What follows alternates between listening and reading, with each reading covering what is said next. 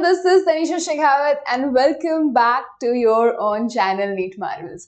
तो बच्चों आज हम पढ़ने वाले हैं फोटोसिंथेसिस के बारे में। जो हम फोटोसिंथेसिस है उसको कंटिन्यू करने वाले हैं, उसका दूसरा पार्ट, क्योंकि हम इसको पार्ट वाइज कर रहे हैं बिकॉज ये चैप्टर हमें पता थोड़ा हैवी हो जाता है।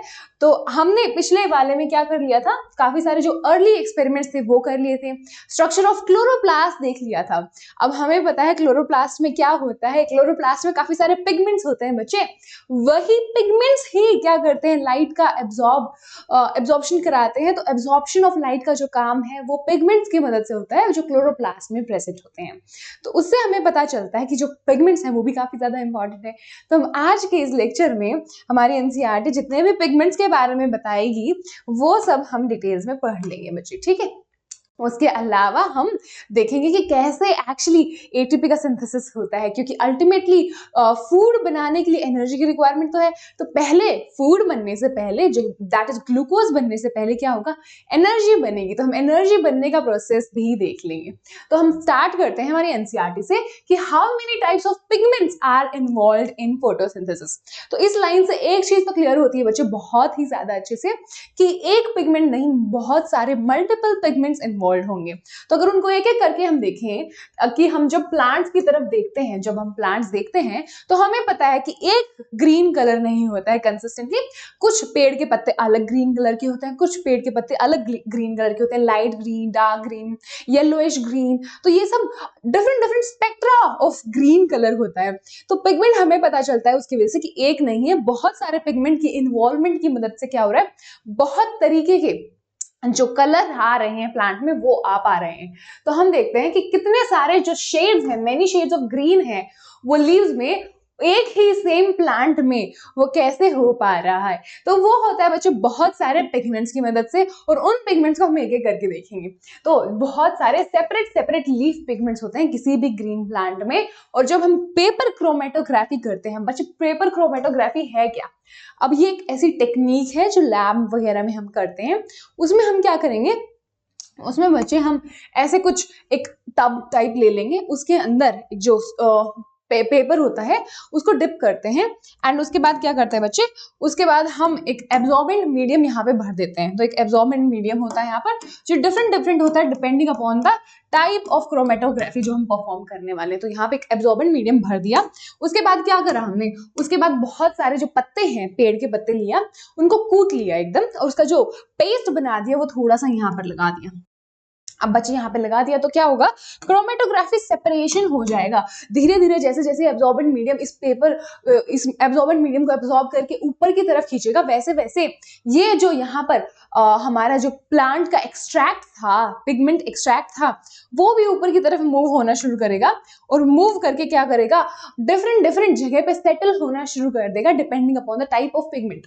तो एक तरह का जो पिगमेंट है वो यहाँ पे, एक तरह का पिगमेंट यहाँ पे, एक तरह का यहाँ पे, एक तरह का यहाँ पे क्या हो जाएगा, सेटल हो जाएगा बच्चे। तो यहाँ पर ऐसा कुछ होता है कि ऐसे मूवमेंट हुआ ऊपर की तरफ, और different different pigment different different जगह पे सेटल हो गए, और उन्होंने कुछ कलर दिया उस हमारे पेपर पे। अब जो कलर दिए बच्चे वो कौन से दिए वो देख लेते हैं। तो सबसे पहले तो थोड़ा सा जो ब्लूइश ग्रीन होता है वो दिया, या फिर ब्राइट ब्लू जिसे बोल सकते हैं, वो दिया हमारे क्लोरोफिल ए पिगमेंट ने।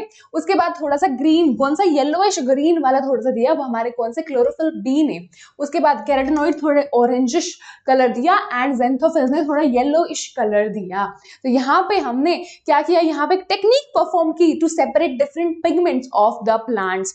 जो पिगमेंट्स प्रेजेंट होंगे क्लोरोप्लास्ट में, जो इन्वॉल्व होंगे लाइट को एब्जॉर्ब करने में ताकि फोटोसिंथेसिस हो पाए। तो बच्चों अगर हम इस हिसाब से देखें तो हमें पता चलता है कि चार मेन पिगमेंट तो हमें पता चल गए हैं कि ज़ैंथोफिल्स होते हैं, कैरोटीनॉइड्स होते हैं, chlorophyll B and chlorophyll A भी होता है। एंड कमिंग बैक, तो हम देखते हैं कि एनसीईआरटी इसके बारे में क्या क्या बोलती है। तो बच्चे जब हमने क्रोमेटोग्राफिक सेपरेशन कर लिया लीफ के पिगमेंट्स का, तो हमें क्या दिखा कि बहुत सारे कलर्स डिफरेंट डिफरेंट जगह पे अक्यूमुलेट हुए। तो हमें क्या दिखा कि क्लोरोफिल ए जो कि ब्राइट ब्लू या फिर ब्राइट ग्रीन दिखा हमें क्रोमेटोग्राम पे। क्रोमेटोग्राम क्या था बच्चे? वो जो हमने स्ट्रिप लिया था, जो पेपर स्ट्रिप लिया था, उसी की बात हो रही है। क्लोरोफिल बी मिला है हमें कौन सा? येलो ग्रीन कलर का। उसके अलावा ज़ेंथोफिल्स मिले हैं येलो कलर के, एंड कैरोटेनॉइड्स मिले हैं बच्चे yellow to yellow orange colour के। आई होप ये चीज आपको क्लियर हो गई हो कि पेपर क्रोमेटोग्राफी होती क्या है और उस मदद से हमें कितने सारे पिगमेंट्स के बारे में पता चला जो कि प्लांट में इन्वॉल्व होते हैं इन फोटोसिंथेसिस। अब हमें क्या पता चला कि इसका रोल होगा बहुत सारे पिगमेंट्स का, किसमें? फोटोसिंथेसिस में। तो आई होप ये पैराग्राफ आपको अच्छे से क्लियर हो गया हो और ये जो हमारी टेक्निक थी पेपर क्रोमेटोग्राफी की, ये भी आपको अच्छे से क्लियर हो गई हो। Okay, coming to the next part. अब हम बात करते हैं कि जो पिगमेंट्स हैं ये लाइट को एब्जॉर्ब वगैरह कैसे करते हैं। तो अगर हम एक एक करके पढ़ें कि पिगमेंट्स जो हैं वो सब्सटेंसेस हैं, तो पिगमेंट का काम क्या है? मैम क्यों हमें चाहिए? अलग अलग रंग का क्यों दिखना चाहता प्लांट? तो बच्चों सजने संवरने के लिए प्लांट को शौक नहीं है। पिगमेंट्स का एक्चुअली में काफी अच्छा रोल एंड फंक्शन होता है, जो कि है ताकि वो लाइट एब्जॉर्ब करे। तो वो क्या है? वो they have the ability to absorb light. तो उनका मेन फंक्शन क्या है? लाइट को एब्जॉर्ब करना। और हमें पता है कि लाइट कितनी ज्यादा इंपॉर्टेंट है फोटोसिंथेसिस के लिए, उसी की मदद से तो हो पाता है सब कुछ। तो लाइट एब्जॉर्ब होगा कहाँ पे? डिफरेंट डिफरेंट वेवलेंथ पे। तो हमें पता है बच्चे जो व्हाइट लाइट होती है वो तो डिफरेंट डिफरेंट वेवलेंथ के पूरे स्पेक्ट्रम में, एक तो वो टूट भी सकता है जिसे हम विबग्योर बोलते हैं, जो हम रेनबो वगैरह में देखते हैं, वो भी चीज आगे पढ़ेंगे। तो हमें पता है कि लाइट का जो डिफरेंट डिफरेंट कलर का रीजन होता है उसके डिफरेंट डिफरेंट वेवलेंथ होते हैं। तो ये जो डिफरेंट डिफरेंट पिगमेंट्स हैं ये लाइट एब्जॉर्ब अलग अलग वेवलेंथ पे करते हैं, सेम पे नहीं करते हैं। तो अगर हम देखें कि कैसे होता है, तो मोस्ट अबंडेंट प्लांट पिगमेंट, और इसके बारे में भी आप अपने कॉमेंट्स में बताइए, अभी के अभी ड्रॉप कर दीजिए, क्योंकि आगे वाले चैप्टर में, तो आगे जो पार्ट आएगा इस चैप्टर का उसमें तो क्लियर हो जाएगा कि मोस्ट अबंडेंट कौन सा है। बट अगर आप लोगों को पता है तो अभी के अभी कमेंट्स में डाल दो। तो बच्चे हम क्या बात कर रहे हैं कि जो एबिलिटी है क्लोरोफिल ए पिगमेंट की एब्जॉर्ब लाइट करने की, किस पे? डिफरेंट वेवलेंथ्स पे, उसका हमने एक हमने ग्राफ बनाया है आगे, और फोटोसिंथेसिस का भी एक ग्राफ बनाया है, और उन दोनों का हम कंपैरिजन करेंगे अब। और हमें पता है कि हम विजिबल स्पेक्ट्रम के जो स्पेक्ट्रा होता है, कौन सा? विबग्योर वाले स्पेक्ट्रा के बारे में भी अच्छे से जानते हैं। तो वो बहुत ज्यादा जरूरी है वो नॉलेज होना इस ग्राफ को समझने के लिए। तो अगर इस ग्राफ को हम समझे बच्चे, तो इसमें बहुत ज्यादा इंपॉर्टेंट आपको एक चीज नोटिस करनी होगी। वो क्या है? वो क्या है मैम? तो हम यहाँ पे देखेंगे, सबसे पहले हम देखते हैं कि है क्या क्या आखिर यहाँ पर। तो सबसे पहले तो हमें दिख रहा है कि तीन जो हमने मेजर वाले पिगमेंट, अब चौथा पिगमेंट यहाँ पे हमने नहीं ग्राफ में मेंशन किया है क्योंकि इतना ज्यादा उसका रोल होगा नहीं इंपॉर्टेंट, बट जो तीन बहुत ज्यादा इंपॉर्टेंट रोल वाले होते हैं उनका यहाँ पे मेंशन है। तो बच्चे यहाँ पे ये जो ग्रीन कलर का आपको दिख रहा है, दैट इज क्लोरोफिल बी का एब्जॉर्प्शन स्पेक्ट्रा। अब यहाँ पे एब्जॉर्प्शन स्पेक्ट्रा का क्या मीनिंग बन रहा है? यहाँ पे एब्जॉर्प्शन स्पेक्ट्रा का मीनिंग ये बन रहा है कि इस रीजन में मैक्सिमम ये एब्जॉर्प्शन दिखा रहा है और इस रीजन में थोड़ा सा और एब्जॉर्प्शन दिखा रहा है, उसके अलावा कोई भी एब्जॉर्प्शन ये नहीं दिखा रहा है। Same was for chlorophyll B कि इस यहाँ पे पीक आता है और फिर यहाँ पे एक पीक आता है। तो इस वाले वेवलेंथ पे क्या हो रहा है? इस वाले वेवलेंथ पे हो रहा है एब्जॉर्प्शन और इस वाले वेवलेंथ पे एब्जॉर्प्शन हो रहा है। उसके अलावा हम देखते हैं अबाउट कैरोटेनॉइड जो येलो कलर का है, तो यहाँ पर दो पीक बन रही है, तो इस और इस रीजन पे आएगा बच्चे। तो अगर हम इसको कंपेयर करें किससे? फोटोसिंथेसिस के ग्राफ से, तो यहाँ तो हमने क्या देख लिया कि ये पर्टिकुलर अलग अलग पिगमेंट किस लाइट की वेवलेंथ पे, तो यहाँ पर ये पूरा light different different wavelength mention है, ये वेवलेंथ वाला स्केल है बच्चे। ऐसे ही सेम फोटोसिंथेसिस के साथ भी किया। फोटोसिंथेसिस के साथ क्या किया कि फोटोसिंथेसिस को भी डिफरेंट वेवलेंथ पे मेजर किया और हमने पता किया कि कौन से वेवलेंथ पे सबसे ज्यादा फोटोसिंथेसिस हो पा रहा है। तो हमने देखा कि एक पीक यहाँ पर आ रही है बच्चे, एक पीक वापस से यहाँ पर आ रही है। अब एक बहुत ही ज्यादा क्या है इंटरेस्टिंग ऑब्जर्वेशन है यहाँ पे, जो कि मैम आपको जल्दी से बताएंगी, और अगर आप लोगों को पता चल रहा है तो बहुत ही ज्यादा अच्छी बात है। अगर हम क्लोरोफिल ए को यहाँ पे बहुत ज्यादा ध्यान से देखें, जो ये ब्लू कलर वाला हमने ग्राफ में ऐसे मेंशन किया है, तो उसका पीक है एक तो यहाँ पर और एक यहाँ पर, और अगर हम उसको कंपेयर करें नीचे वाले हमारे फोटोसिंथेसिस वाले पीक से, तो एक तो यहाँ आ रहा है और यहाँ आ रहा है। तो इसकी मदद से हमें क्या पता चलता है बच्चे कि ये दोनों एग्जैक्टली एक दूसरे से अलाइन हो रहे हैं पूरे। कौन? क्लोरोफिल ए का एब्जॉर्प्शन स्पेक्ट्रम और हमारे फोटोसिंथेसिस का। तो जहां पे जिस एग्जैक्ट वेवलेंथ पे फोटोसिंथेसिस मैक्सिमम हो रहा है, वहीं पे क्या कर रहा था, क्लोरोफिल ए मैक्सिमम एब्जॉर्प्शन दिखा रहा था। तो इससे हम एक कंक्लूजन ये निकाल सकते हैं कि क्लोरोफिल ए का रोल सबसे ज्यादा इंपॉर्टेंट हुआ, क्योंकि क्लोरोफिल ए जहां पे मैक्सिमम एब्जॉर्प्शन दिखा रहा है वहीं पे मैक्सिमम फोटोसिंथेसिस हो रहा है। तो यही वो ग्राफ है हमारा कंपैरिजन वाला प्रॉपर ग्राफ, जो कि आपको आ भी सकता है अपने एग्जाम में। तो आप अच्छे से देखना कि यहाँ पर ये जो ब्लू लाइन है ये क्या कर रही है, ये पीक दिखा रही है क्लोरोफिल ए के एब्जॉर्प्शन का, और ये जो ब्लैक वाले पीक्स हैं ये है फोटोसिंथेसिस के। और अगर हम ध्यान से देखें तो ये एग्जैक्टली अलाइन कर रहे हैं। तो chlorophyll A would be the main pigment for photosynthesis. हमको ये कंक्लूजन इस चीज से अच्छे से निकल गया है। क्यों? क्योंकि जहां पे मैक्सिमम जिस वेवलेंथ पे मैक्सिमम एब्जॉर्प्शन क्लोरोफिल ए दिखा रहा है, उसी पे क्या हो रहा है, मैक्सिमम अमाउंट ऑफ फोटोसिंथेसिस भी हो रहा है। और ये चीज बहुत ज्यादा इंपॉर्टेंट हो जाती है आगे की बातों को समझने के लिए। ओके बच्चे, तो अब हम आगे देख लेते हैं एनसीईआरटी और क्या क्या बोलती है। कि हमने यहाँ पे ये सारी फिगर्स देख ली हैं, तो एनसीईआरटी जितना भी अभी फिगर के बारे में बात करेगी, जितना भी एक्सप्लेनेशन देखेगी, वो हमने पीछे देख लिया है पीछे वाले ग्राफ में। ठीक है बच्चे, तो हम यहाँ पे देख रहे हैं कि वेवलेंथ जहां पे मैक्सिमम फोटोसिंथेसिस हो रहा है एक प्लांट में, हमें पता चल रहा है कि वहां पे मैक्सिमम एब्जॉर्प्शन भी हो रहा था क्लोरोफिल ए के द्वारा, सेम टू सेम वेवलेंथ पे। That is the blue and the red regions. तो जो ब्लू एंड रेड रीजन्स होते हैं विबग्योर के, जैसे कि हमने पिछले लेक्चर में देखा था कि ब्लू एंड रेड रीजन्स पे मैक्सिमम अमाउंट ऑफ फोटोसिंथेसिस होता है, और वहीं पे मैक्सिमम अमाउंट ऑफ एब्जॉर्प्शन भी होता है क्लोरोफिल ए के द्वारा। तो हमें ये चीज पता चल गई है कि क्लोरोफिल ए ही जो मेजर या फिर मेन पिगमेंट है वो होगा, जो हायर रेट है फोटोसिंथेसिस का उसके लिए रिस्पॉन्सिबल भी वही होगा। तो हमें क्या पता चल गया कि chlorophyll A is the chief pigment associated with photosynthesis. तो क्लोरोफिल बी, ज़ैंथोफिल, कैरोटीनॉइड्स ये सब हैं, बट चीफ पिगमेंट जो मेन है वो क्लोरोफिल ए ही होगा, वही सब कुछ कंट्रोल करेगा, रेट ऑफ फोटोसिंथेसिस वही कंट्रोल करेगा अल्टीमेटली।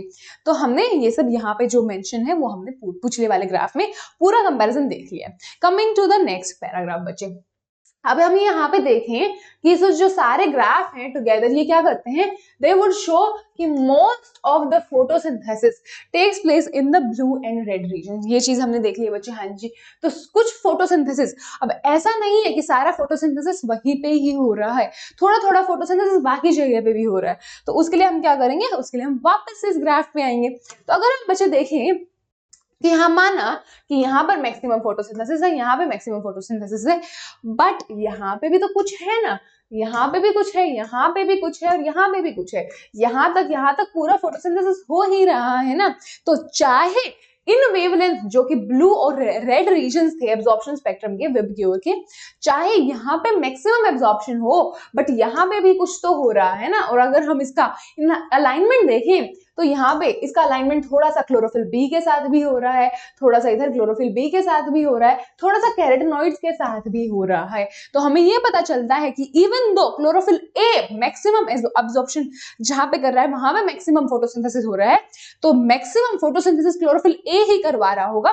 बट ऐसा नहीं है कि सिर्फ वही करवा रहा है, बाकी के दैट इज हमारा क्लोरोफिल बी, कैरोटीनॉइड्स ये सब भी हेल्प कर रहे हैं। तो जो हेल्प कर रहे हैं बच्चे उनको हम क्या बोलेंगे, हम उनको एक्सेसरीज बोलेंगे, मदद करने वाले। तो ये भी क्या कर रहे हैं, लाइट एब्सॉर्ब कराकर मदद कर रहे हैं पूरी। तो यहाँ पे हमें पता चलता है कि even though blue and red reason में स्पेक्ट्रम में फोटोसिंथेसिस के में मैक्सिमम अमाउंट ऑफ क्या हो रहा है, मैक्सिमम अमाउंट ऑफ एब्जॉर्प्शन हो गया, मैक्सिमम अमाउंट ऑफ फोटोसिंथेसिस हो रहा है। इसी वजह से हमें पता चलता है कि क्लोरोफिल ए क्या है, मैक्सिमम रिस्पॉन्सिबिलिटी लेके रखता है for the trapping of light. But जो अदर थैलाकोइड पिगमेंट्स हैं, बाकी के थैलाकोइड के पिगमेंट जो बचे, जैसे कि क्लोरोफिल बी, तो जितना भी क्लोरोफिल बी बचा, ज़ैंथोफिल्स बचे, कैरोटीनॉइड्स बचे, उनको हम एक्सेसरी पिगमेंट यहाँ पर बोल देंगे, क्योंकि वो भी कुछ अमाउंट ऑफ एब्जॉर्प्शन करके कुछ अमाउंट ऑफ फोटोसिंथेसिस करा रहे हैं।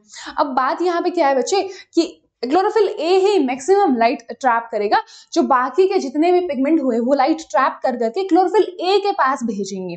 तो ऐसा नहीं है कि वो रिएक्शन सेंटर का काम कर रहे हैं, वो बस एक्सेसरीज हुए, main reaction centre chlorophyll A ही हुआ, बाकी के सब एब्जॉर्ब करके उसके पास भेज देंगे।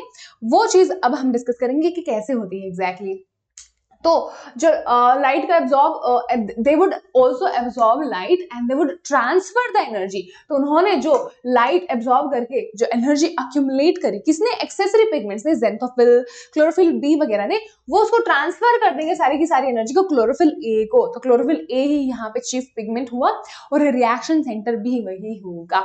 तो दे वुड इनेबल। तो अब इसका फायदा क्या है? अब क्लोरोफिल ए है जो, वही हो सकता था अकेला चीफ पिगमेंट, वही सारा एब्जॉर्प्शन करा के सारा का सारा फोटोसिंथेसिस करवा पाता था। बट हम यहाँ पे क्या देखते हैं बच्चे कि दो ही जगह है, दो ही क्या है, दो ही जगह है। अगर हम इस वाले यहाँ पे देखें कि दो ही वेवलेंथ पे जो क्लोरोफिल ए है वो मैक्सिमम एब्जॉर्प्शन दिखा रहा है, बाकी फिर वो बहुत जल्दी डिप करता है। तो हमें यहाँ पर अगर हम अगर इसका देखते, अगर हम ग्राफ देखते किसका? फोटोसिंथेसिस का, तो वो भी हमें ऐसा ही कुछ मिलता अगर सिर्फ क्लोरोफिल ए रेस्पॉन्सिबल होता। तो दो ही पीक आती। यहाँ पे भी जहां पे हो रहा है, यहाँ पे भी जरा भी फोटोसिंथेसिस नहीं हो रहा होता, बट यहाँ पे भी फोटोसिंथेसिस अनेबल किया है किसने?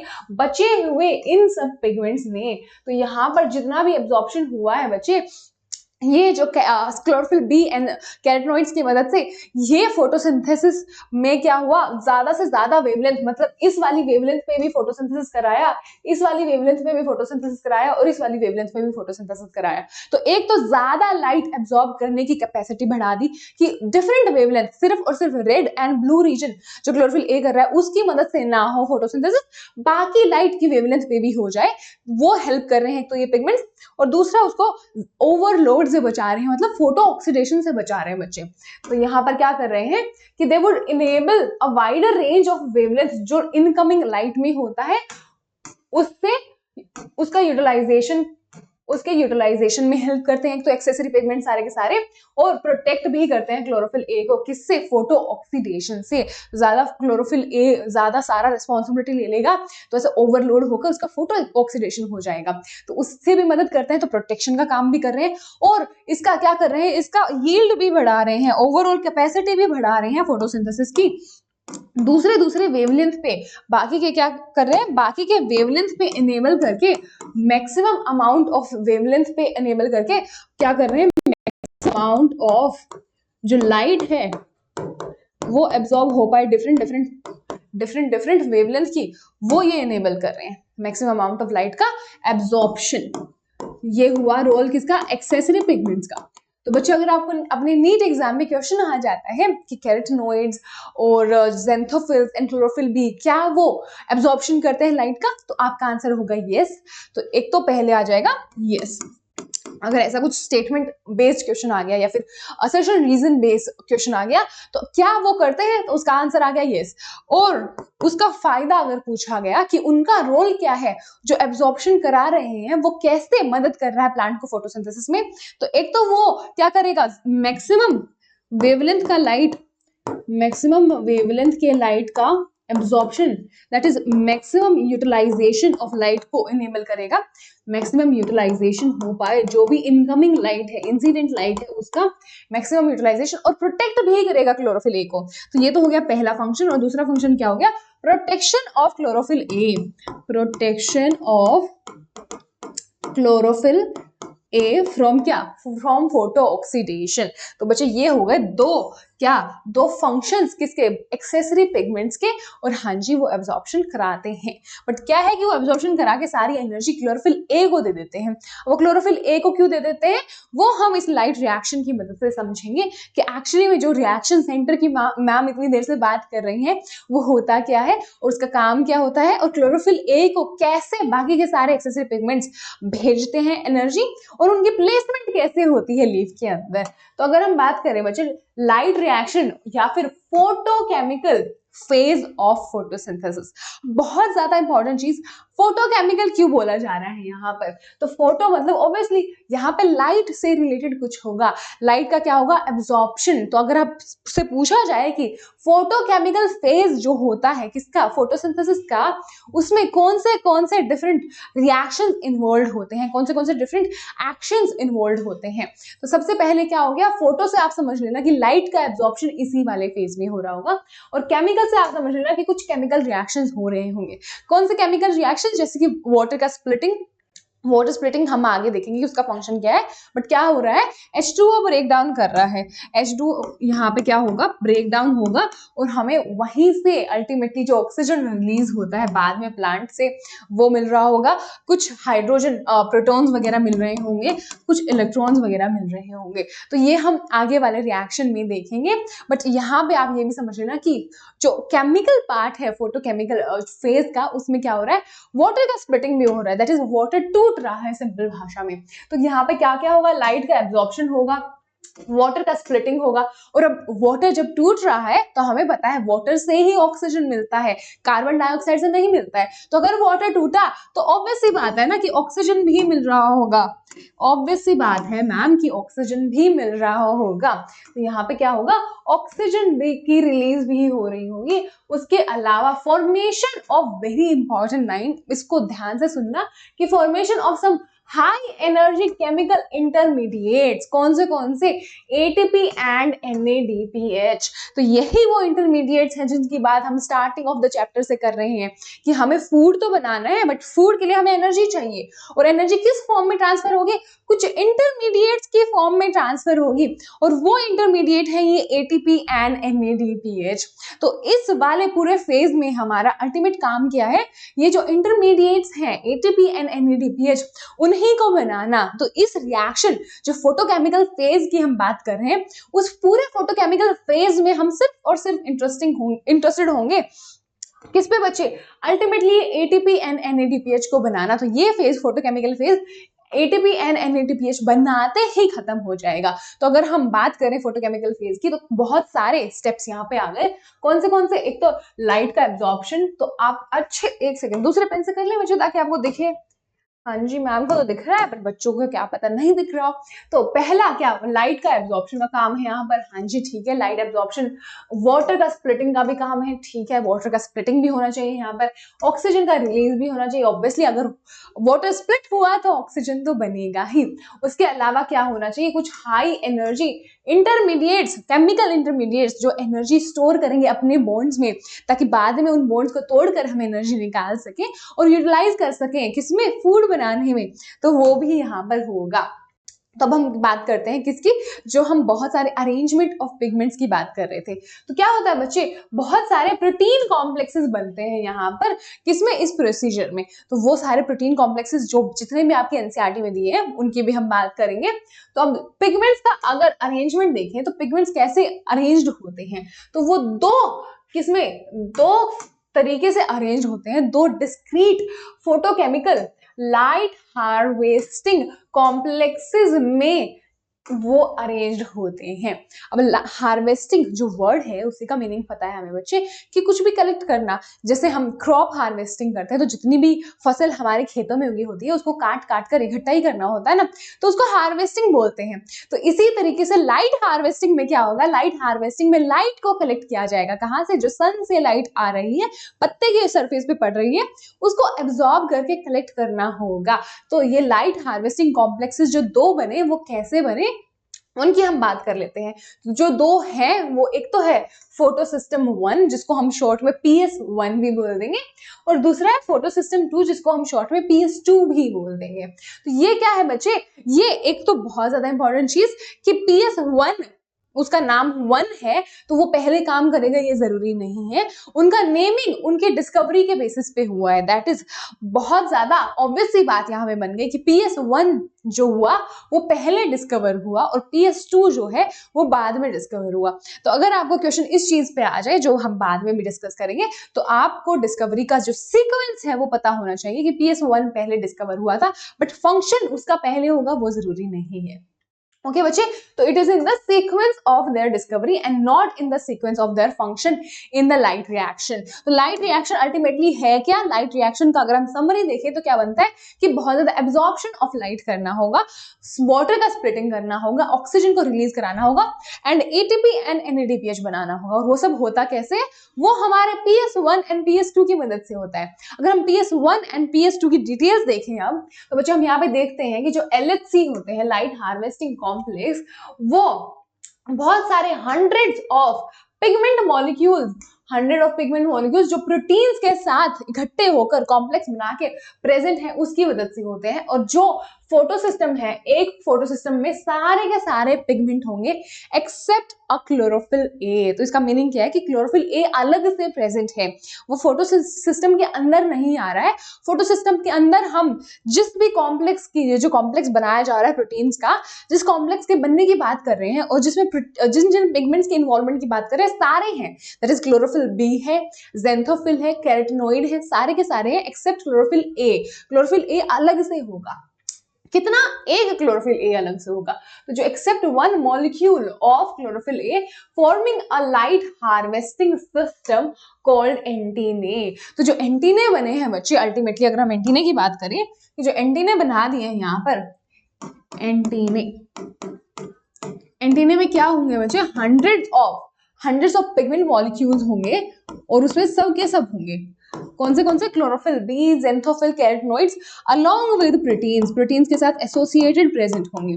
इसको हम क्या बोल रहे हैं? एंटीने, जो कि क्या है? एक टाइप का लाइट हार्वेस्टिंग कॉम्प्लेक्स है। LHC लाइट हार्वेस्ट करेगा, इकट्ठी करेगा। तो यहाँ पे बच्चे क्या कर रहे हैं? ये पिगमेंट हेल्प करेंगे to make photosynthesis more efficient. कैसे? डिफरेंट वेवलेंथ की लाइट एब्जॉर्ब करके, different wavelength of light absorb करके। और हमने पीछे भी देखा था एक फंक्शन कि क्लोरोफिल ए का जो प्रोटेक्शन है वो भी ये करवाते हैं ताकि ओवरवर्क करके फोटो ऑक्सीडेशन ना हो जाए। जो सिंगल क्लोरोफिल ए जिसकी हमने बात करी थी वो अलग से प्रेजेंट होता है, वो एंटीने में प्रेजेंट नहीं होता है, वो अलग से प्रेजेंट होता है। और वो क्या बनाता है? वो रिएक्शन सेंटर बनाता है, जिसकी हम बात इतनी देर से कर रहे थे। तो क्लोरोफिल एक मॉलिक्यूल ऑफ क्लोरोफिल ए किसके लिए रिस्पॉन्सिबल होगा? रिएक्शन सेंटर बनाने के लिए रिस्पॉन्सिबल होगा। अब जो रिएक्शन सेंटर है बच्चे वो डिफरेंट है किससे? बोथ के बोथ फोटोसिस्टम से, फोटोसिस्टम 1 से भी, फोटोसिस्टम 2 से भी। रिएक्शन सेंटर अलग से होगा। जितने भी फोटोसिस्टम में जितने भी पिगमेंट हैं वो सब एब्जॉर्ब कर करके लाइट उसको भेजेंगे किसको? रिएक्शन सेंटर को, जहां पे क्लोरोफिल ए है। ठीक है। अब जो PS1 है बच्चे, उसका रिएक्शन सेंटर क्लोरोफिल ए का अलग वेवलेंथ का एब्जॉर्प्शन होगा, मतलब उसको अलग वेवलेंथ की लाइट पसंद है, PS2 वाले को अलग वेवलेंथ की लाइट पसंद है।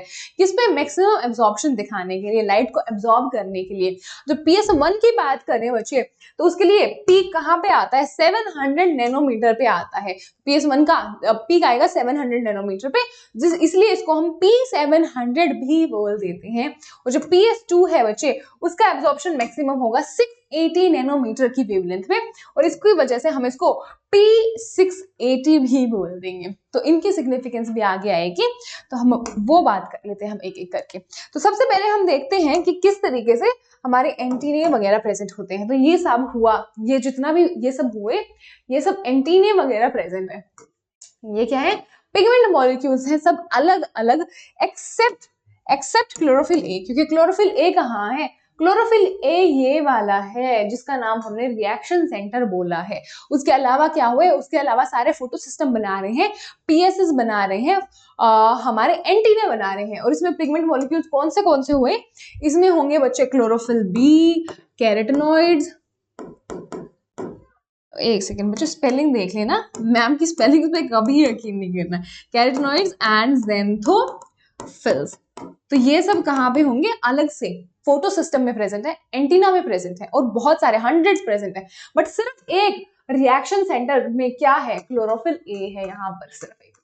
ये सब क्या करेंगे अब? यहाँ पे जैसे कि दिखाया गया, अगर हम इसको रब कर लें, एक सेकेंड बच्चे, जितने भी एंटीना है, यहाँ पे लाइट पड़ी, एक फोटोन मतलब एक लाइट, और वो पड़ी और उसने एब्जॉर्ब किया और उसने उसको अल्टीमेटली कहाँ भेज दिया? उसने उसको अल्टीमेटली रिएक्शन सेंटर पे भेज दिया। तो जैसे इसने किया, ये सब भी करेंगे। ये सब भी जितनी भी लाइट एब्जॉर्ब करी उसको जाकर बताएंगे कि हमने इतनी लाइट एब्जॉर्ब करी, ये अब आप ले लो। उसको लाइट दे देंगे, अपनी एनर्जी सारी वो उसको दे देंगे।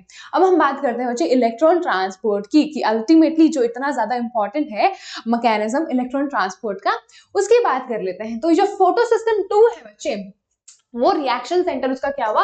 क्लोरोफिल ए का पीक हुआ 680 नैनोमीटर का, एंड किसके लिए? रेड लाइट के लिए, causing the electrons to become excited and jump into an orbit farther from the atomic nucleus. तो अगर हम PS2 की बात करें बच्चे, PS2 की यहाँ पर बात की जा रही है, PS2। तो PS2 का अगर मॉलिक्यूल लें हम, PS2 में अलग अलग ऑब्वियसली बहुत सारे वो प्रेजेंट हैं पिगमेंट्स जो एक्सेसरी वाले हैं, बट अगर हम मेन वाले की बात करें जो कि है क्लोरोफिल ए, क्लोरोफिल ए जो लाइट एब्जॉर्ब करेगा वो 680 पे एब्जॉर्ब करेगा। हाँ जी, इसके ऊपर क्या आई, इसके ऊपर लाइट आई 680 नैनोमीटर की। हाँ जी, 680 नैनोमीटर की लाइट आ गई।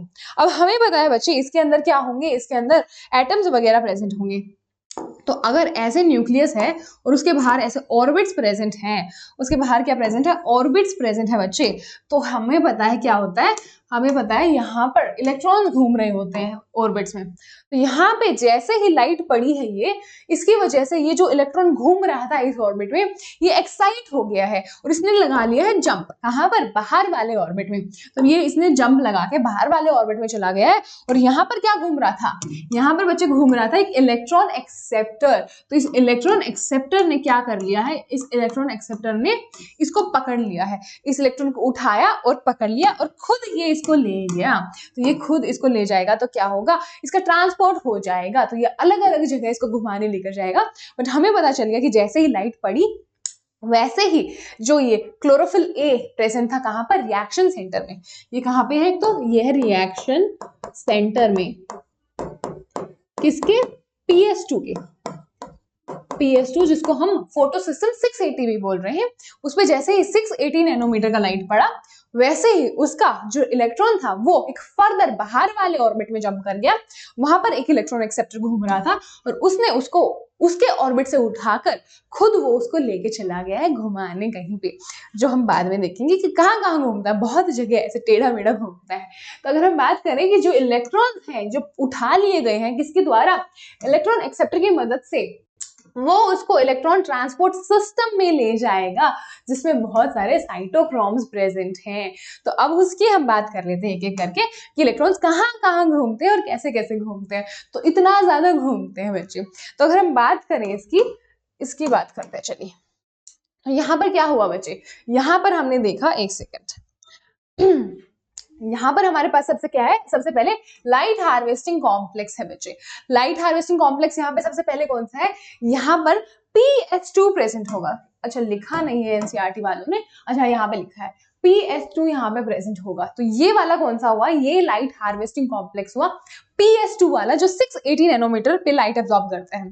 तो अब बहुत ज्यादा इंपॉर्टेंट क्वेश्चन अगर पूछा जाए कि पहले कौन सा डिस्कवर हुआ था, 680 वाला या फिर 700 वाला, 1 या 2, तो आप बोलेंगे कि पहले डिस्कवरी 700 वाले की हुई थी, P700, जिसे हम फोटो सिस्टम 1 भी बोलते हैं क्योंकि उसकी डिस्कवरी पहले हुई। बट अगर पूछा जाए कि फंक्शन कौन पहले स्टार्ट करता है, जो पूरा प्रोसेस होता है लाइट एब्जॉर्प्शन का, इलेक्ट्रॉन ट्रांसपोर्ट का, वो पहले कौन स्टार्ट करता है, तो बच्चे फोटो सिस्टम 2 जो 680 नैनोमीटर पे एब्जॉर्ब कर रहा है वो पहले फंक्शन स्टार्ट करेगा, जैसे कि यहाँ पर कर रहा है। तो यहाँ पे क्या आया बच्चे, यहाँ पर आई लाइट, यहाँ पर आई लाइट, इंसिडेंट लाइट आई। अब ये कौन से, यहाँ पे जो आई बच्चे वो है 680 नैनोमीटर। तो यहाँ वाली अगर हम लिखें अच्छे से, तो ये एब्जॉर्ब करेगा 680 नैनोमीटर। ऑब्वियसली आई तो हर एक वेवलेंथ की है ना, आई तो हर एक वेवलेंथ की, बट इसके काम की 680 है तो इसको चाहिए 680 वाली बस। तो इसके पास आ गई 680 नैनोमीटर की लाइट इंसिडेंट। और इसने क्या करा दिया, जैसे कि हमने देखा था इलेक्ट्रॉन का ऐसे जंप करा दिया 680 नैनोमीटर की लाइट ने। हाँ जी, इलेक्ट्रॉन जंप कर गया। तो इलेक्ट्रॉन जंप करके कहाँ चला गया बच्चे, इलेक्ट्रॉन जंप करके चला गया है इलेक्ट्रॉन एक्सेप्टर के पास, और इलेक्ट्रॉन एक्सेप्टर ने उठा लिया है इलेक्ट्रॉन को और अब वो उसको घुमाने लेके चल गया है। घुमाने कहाँ, थोड़ा नीचे, तो डाउन हिल लेके जाएगा उसको। अब डाउन हिल क्या है वो भी आगे थोड़ा सा समझेंगे, बट ये इसको ले जा रहा है इलेक्ट्रॉन ट्रांसपोर्ट सिस्टम में, जहां पर जैसे कि हमने देखा बहुत सारे साइटोक्रोम्स प्रेजेंट हैं। तो अगर हम इसको थोड़ा डिटेल वाइज देखें तो क्या होता है बच्चे, अभी आपको इस लेवल पे इतने डिटेल्स जानने की जरूरत नहीं है, बट ये इलेक्ट्रॉन एक्सेप्टर का भी कुछ नाम होता है। उसके अलावा सीरीज में बहुत सारे केमिकल मॉलिक्यूल्स होते हैं, जैसे कि हमने बात की साइटोक्रोम्स वगैरह की। तो जैसे एनसीईआरटी ने खुद मेंशन कर रखा था, मैं तो आपको अलग से नहीं बता रही हूँ, मैं तो अगर आपको बता रही होती तो बहुत सारे बता देती, बट जैसे एनसीईआरटी ने बोला था कि इलेक्ट्रॉन ट्रांसपोर्ट सिस्टम में ले जाता है, उस इलेक्ट्रॉन ट्रांसपोर्ट सिस्टम में काफी सारे साइटोक्रोम्स भी हैं। तो आप यहाँ पे आपको पता चलेगा कि कुछ साइटोक्रोम जैसे मॉलिक्यूल्स इसको कहाँ लेकर जाएंगे, दूसरे वाले लाइट हार्वेस्टिंग कॉम्प्लेक्स के पास। ये कहाँ पहुंच गया बच्चे, बहुत सारे अब जैसे एक गेम होता है ना जहाँ पे आप एक बॉल को लेकर दूसरे दोस्त को देते हो, दूसरा दोस्त अगले दोस्त को देता है, अगला दोस्त अगले दोस्त को देता है, तो वैसा ही कुछ चलेगा बच्चे यहाँ पे जैसे ही इलेक्ट्रॉन एक्साइट होकर गया ऊपर, इलेक्ट्रॉन एक्सेप्टर ने उसको एक्सेप्ट किया और सीरीज ऑफ मॉलिक्यूल्स, इसने इसको दिया, इसने इसको दिया, और ये अल्टीमेटली किसको दे देगा, ये अल्टीमेटली दे देगा लाइट हार्वेस्टिंग कॉम्प्लेक्स, किसको, 1 को, जो कि 700 नैनोमीटर पे एब्जॉर्प्शन दिखाएगा। तो ये कौन सा है, ये है light harvesting complex 1, light harvesting complex, अरे यार 1 सेकेंड, ओके बच्चे, तो ये है light harvesting complex 1, light harvesting complex 1, जो कहाँ पे कर रहा था एब्जॉर्प्शन, 700 नैनोमीटर पर। ठीक है बच्चे, तो यहाँ पे लाइट हार्वेस्टिंग कॉम्प्लेक्स 2 से चीज स्टार्ट हुई, उसने इलेक्ट्रॉन को एक्साइट करा दिया 680 नैनोमीटर का लाइट मिलते ही, और उसको उठा लिया किसने, इलेक्ट्रॉन एक्सेप्टर ने। उसने जैसे ही लिया, उसने पूरा उसको इधर उधर गोल गोल घुमाना शुरू कर दिया, दूसरे दोस्तों के पास फेंक दिया। उन दोस्तों का नाम है क्या, साइटोक्रोम्स। तो अलग अलग साइटोक्रोम्स वगैरह, साइटोक्रोम्स नहीं होते बच्चे, सिर्फ और भी काफी सारे केमिकल मॉलिक्यूल्स होते हैं, बट आपको जितना दिया गया है उतना पढ़ो। एनसीईआरटी में साइटोक्रोम्स लिखा है कहाँ पे, अब बच्चे पूछ रहे होंगे कहाँ लिखा है मैम, आप जबरदस्ती फालतू की चीजें करा रहे हो। तो यहाँ पे इन्होंने बोला है जैसे कि ये जो electron transport system consisting cytochromes, तो वो साइटोक्रोम्स यहीं पे प्रेजेंट होता है। काफी साइटोक्रोम्स वगैरह को दे दिया क्या, इलेक्ट्रॉन, जैसे बॉल वगैरह हम देते थे इधर, जैसे हमने दोस्तों की बात की, तो इलेक्ट्रॉन ट्रांसपोर्ट सिस्टम के पास आ गया, उसने अल्टीमेटली भेज दिया लाइट हार्वेस्टिंग कॉम्प्लेक्स के पास, जो कि है लाइट हार्वेस्टिंग कॉम्प्लेक्स 1। तो 1 का रोल बाद में आया, जो कि 700 नैनोमीटर की लाइट यहाँ पर एब्जॉर्ब कर रहा है। तो वो यहाँ पे जो ये लाइट आ रही है, ये वाली बच्ची, ये आ तो सारे वेवलेंथ की रही है, बट इसको मतलब है 700 नैनोमीटर से। तो ये 700 नैनोमीटर वाली लाइट को एब्जॉर्ब कर रहा है, और ये जो इसको इलेक्ट्रॉन मिला, इलेक्ट्रॉन ट्रांसपोर्ट सिस्टम साइटोक्रोम्स वगैरह की मदद से इसको वापस से एक्साइट करा दिया है। तो ऐसे गया इलेक्ट्रॉन पूरा, ऐसे बहुत अच्छा लाइफ हुआ उसका, फिर अचानक से गिर गई और फिर से वापस अच्छा करा दिया। तो पूरा ऐसे रोलर कोस्टर चल रहा है इस इलेक्ट्रॉन का।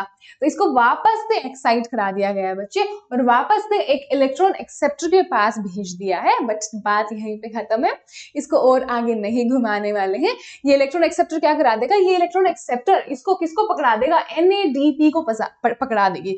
तो यहाँ पे NADP है, प्लस यहाँ पर इलेक्ट्रॉन आ गया, कौन सा, ये वाला, प्लस यहाँ पर क्या है, hydrogen, that is proton present है।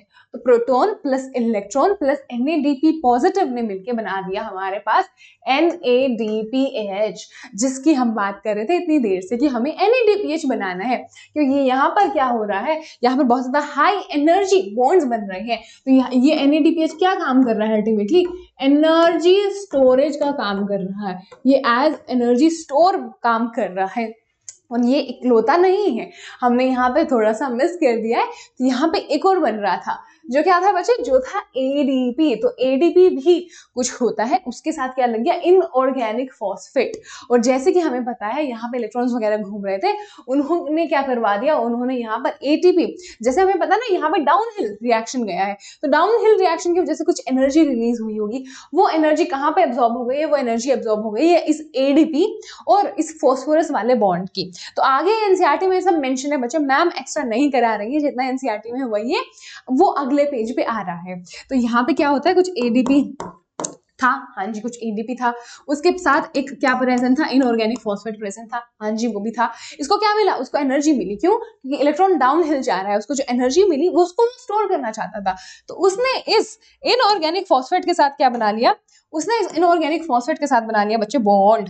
तो यहाँ पर क्या बन गया, एक बॉन्ड बन गया, यहाँ पे ये बॉन्ड बन गया और यहीं पे एनर्जी स्टोर हो रही है। तो इसने अल्टीमेटली क्या दे दिया, ATP दे दिया। तो यहाँ पर energy ADP and P, that is inorganic phosphate का जो बॉन्ड बना है, यहाँ पर एनर्जी स्टोर हो गई है, और ये भी एक एनर्जी स्टोरेज का काम कर रहा है। इसने दे दिया हमको ATP, तो हमको ATP भी मिल गया है, हमको NADPH भी मिल गया है, एनर्जी हमको पूरी मिल गई है, किससे, इलेक्ट्रॉन्स को इधर उधर घुमाने की मदद से।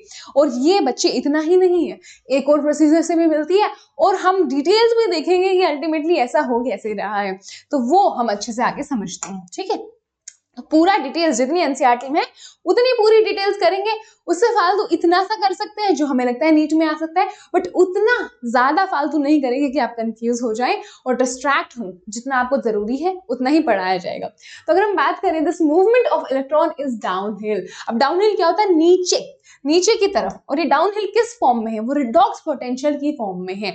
तो अगर हम बात करें कि ये ऐसे ऊपर जा रहा है, नीचे जा रहा है, ऊपर जा रहा है, ऐसे ही होता है क्या मैम? ऐसे नहीं होता। अगर अरेंजमेंट देखें उसकी, किस पे? मेम्ब्रेन पे। मेम्ब्रेन पे जहाँ पे cytochromes, photosystem, electron acceptor present है, वो तो नॉर्मली प्रेजेंट होता है। तो ऐसे ऐसे ऐसे क्या है मैम? ये ऐसे ऐसे क्या है कि यहाँ पर इसका रिडॉक्स पोटेंशियल, किसका? लाइट हार्वेस्टिंग कॉम्प्लेक्स का, इसका रिडॉक्स पोटेंशियल कम था, इसका रिडॉक्स पोटेंशियल कम था। इसने इसको दे दिया एक ऐसे मॉलिक्यूल को जिसका रिडॉक्स पोटेंशियल ज्यादा था। अब उसने ऐसे मॉलिक्यूल्स को देता गया एक सीरीज में जिसका धीरे धीरे रिडॉक्स पोटेंशियल कम होता जा रहा है, फिर से ज्यादा रिडॉक्स पोटेंशियल वाले को दे दिया। तो बच्चे ये जो ऐसे ऐसे ऐसे बना है स्ट्रक्चर, वो रिडॉक्स पोटेंशियल्स के बारे में है। तो यहाँ पर जो डाउन हिल जाने की बात हो रही है, इस वाले पार्ट की बात हो रही है कि डाउन हिल जो मूवमेंट होती है इलेक्ट्रॉन की, दैट इज रिडॉक्स पोटेंशियल कम हो रहा है। उसकी मदद से क्या होता है? उसकी मदद से बच्चे इन टर्म्स ऑफ किसकी टर्म, एक सेकेंड बच्चे, किसकी टर्म्स में? In terms of oxidation reduction या फिर रिडॉक्स पोटेंशियल स्केल पे जो डाउनहिल मूवमेंट हुई हमारे इलेक्ट्रॉन की, जिसको हम इधर उधर घुमाने लेके चले गए, जो इलेक्ट्रॉन्स हैं वो यूज अप नहीं होते। अब यहाँ पे बच्चे क्या बात बोली गई है, बहुत ज्यादा इंपॉर्टेंट बात, कि ऐसा नहीं है कि इस लाइट हार्वेस्टिंग कॉम्प्लेक्स ने उठाकर इस इलेक्ट्रॉन एक्सेप्टर को क्या दिया? अपना इलेक्ट्रॉन दिया, तो वो उसको यूज करने लग जाएगा। उसको पूरा ना रखने के लिए नहीं दिया है इलेक्ट्रॉन को, उसको बस पास ऑन करने के लिए दिया गया है। वो खुद यूज नहीं कर सकता है उसको। अगर आपने अपने दोस्त को एक चॉकलेट दिया कि ये चॉकलेट जाकर रिया को दे आओ, तो अब ऐसा नहीं है बच्चे कि वो आपका दोस्त उस चॉकलेट को खुद खा सकता है, उसको वो चॉकलेट जाकर रिया को देकर आना पड़ेगा। तो वही चीज यहाँ पर हो रही है कि वो उस इलेक्ट्रॉन को खुद यूज नहीं कर पा रहा है, वो उसको पास ऑन करना पड़ेगा।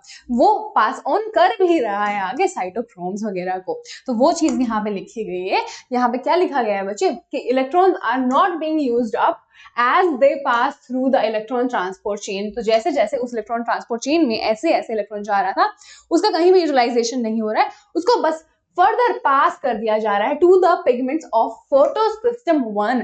और जो फोटोसिस्टम 1 के पिगमेंट्स हैं, यहाँ पर हमें पता है पूरा इलेक्ट्रॉन ट्रांसपोर्ट सिस्टम, यहाँ पर फोटोसिस्टम 1, एक सेकेंड बच्चे, अल्टीमेटली फोटोसिस्टम 1 के पास क्या कर लिया है? ले आया है सबके सब इलेक्ट्रॉन्स को। ठीक है बच्चों, तो यहाँ पर ये वाली लाइन आई होप आपको एनसीईआरटी क्लियर हो गई हो। अब साइमल्टेनियसली, सब साथ साथ क्या हो रहा है? साथ साथ जो इलेक्ट्रॉन पहुंचे हैं PS1 के पास, PS1 के रिएक्शन के सेंटर के पास। अब हमें पता है रिएक्शन सेंटर PS1 को क्या पसंद है? 700 नैनोमीटर का लाइट पसंद है। वो भी एक्साइट हो जाएगा किस पे? जैसे ही वो रेड लाइट रिसीव करेगा 700 नैनोमीटर की, तो उसने 700 नैनोमीटर पे एक्साइटेशन दिखाकर वापस से जो उसको इलेक्ट्रॉन मिला था उसको वापस से उछाल दिया, वापस से उसको एक्साइट करा दिया। तो उसने भी उसको ट्रांसफर कर दिया टू अनदर एक्सेप्टर मॉलिक्यूल। तो एक और एक्सेप्टर मॉलिक्यूल के पास वो पहुंच जाएगा और क्या करेगा? उसका ग्रेटर रिडॉक्स पोटेंशियल है। तो हमने जैसे देखा कि जैसे ऊपर गया, यहाँ पर इसका रिडॉक्स पोटेंशियल कम था, तो ये नीचे है। यहाँ पे ये स्केल क्या है बच्चे? पोजीशन रिडॉक्स पोटेंशियल के बेसिस पे की गई है। अगर हम स्केल की बात करें तो रिडॉक्स पोटेंशियल यहाँ पे ऐसे बढ़ रहा है, यहाँ पे क्या हो रहा है? ऐसे रिडॉक्स पोटेंशियल का स्केल है, रिडॉक्स पोटेंशियल का पूरा स्केल है इधर। जैसे ग्राफ में नहीं होता है बच्चे, ग्राफ में जो इस स्केल पे हम मेंशन करते हैं 1 2 3। अब जरूरी नहीं है ये 1 2 3 है, बट मैं आपको आइडिया देने के लिए बता रही हूँ कि रिडॉक्स पोटेंशियल इसका सबसे कम होगा, तो इसका थोड़ा ज्यादा होगा, इसका फिर वापस से कम होगा और इसका फिर वापस से ज्यादा होगा। तो वापस से ज्यादा रिडॉक्स पोटेंशियल वाले मॉलिक्यूल के पास जो कि इलेक्ट्रॉन एक्सेप्टर है, उसने भेज दिया है किसको? इलेक्ट्रॉन को। These electrons are then moved downhill again.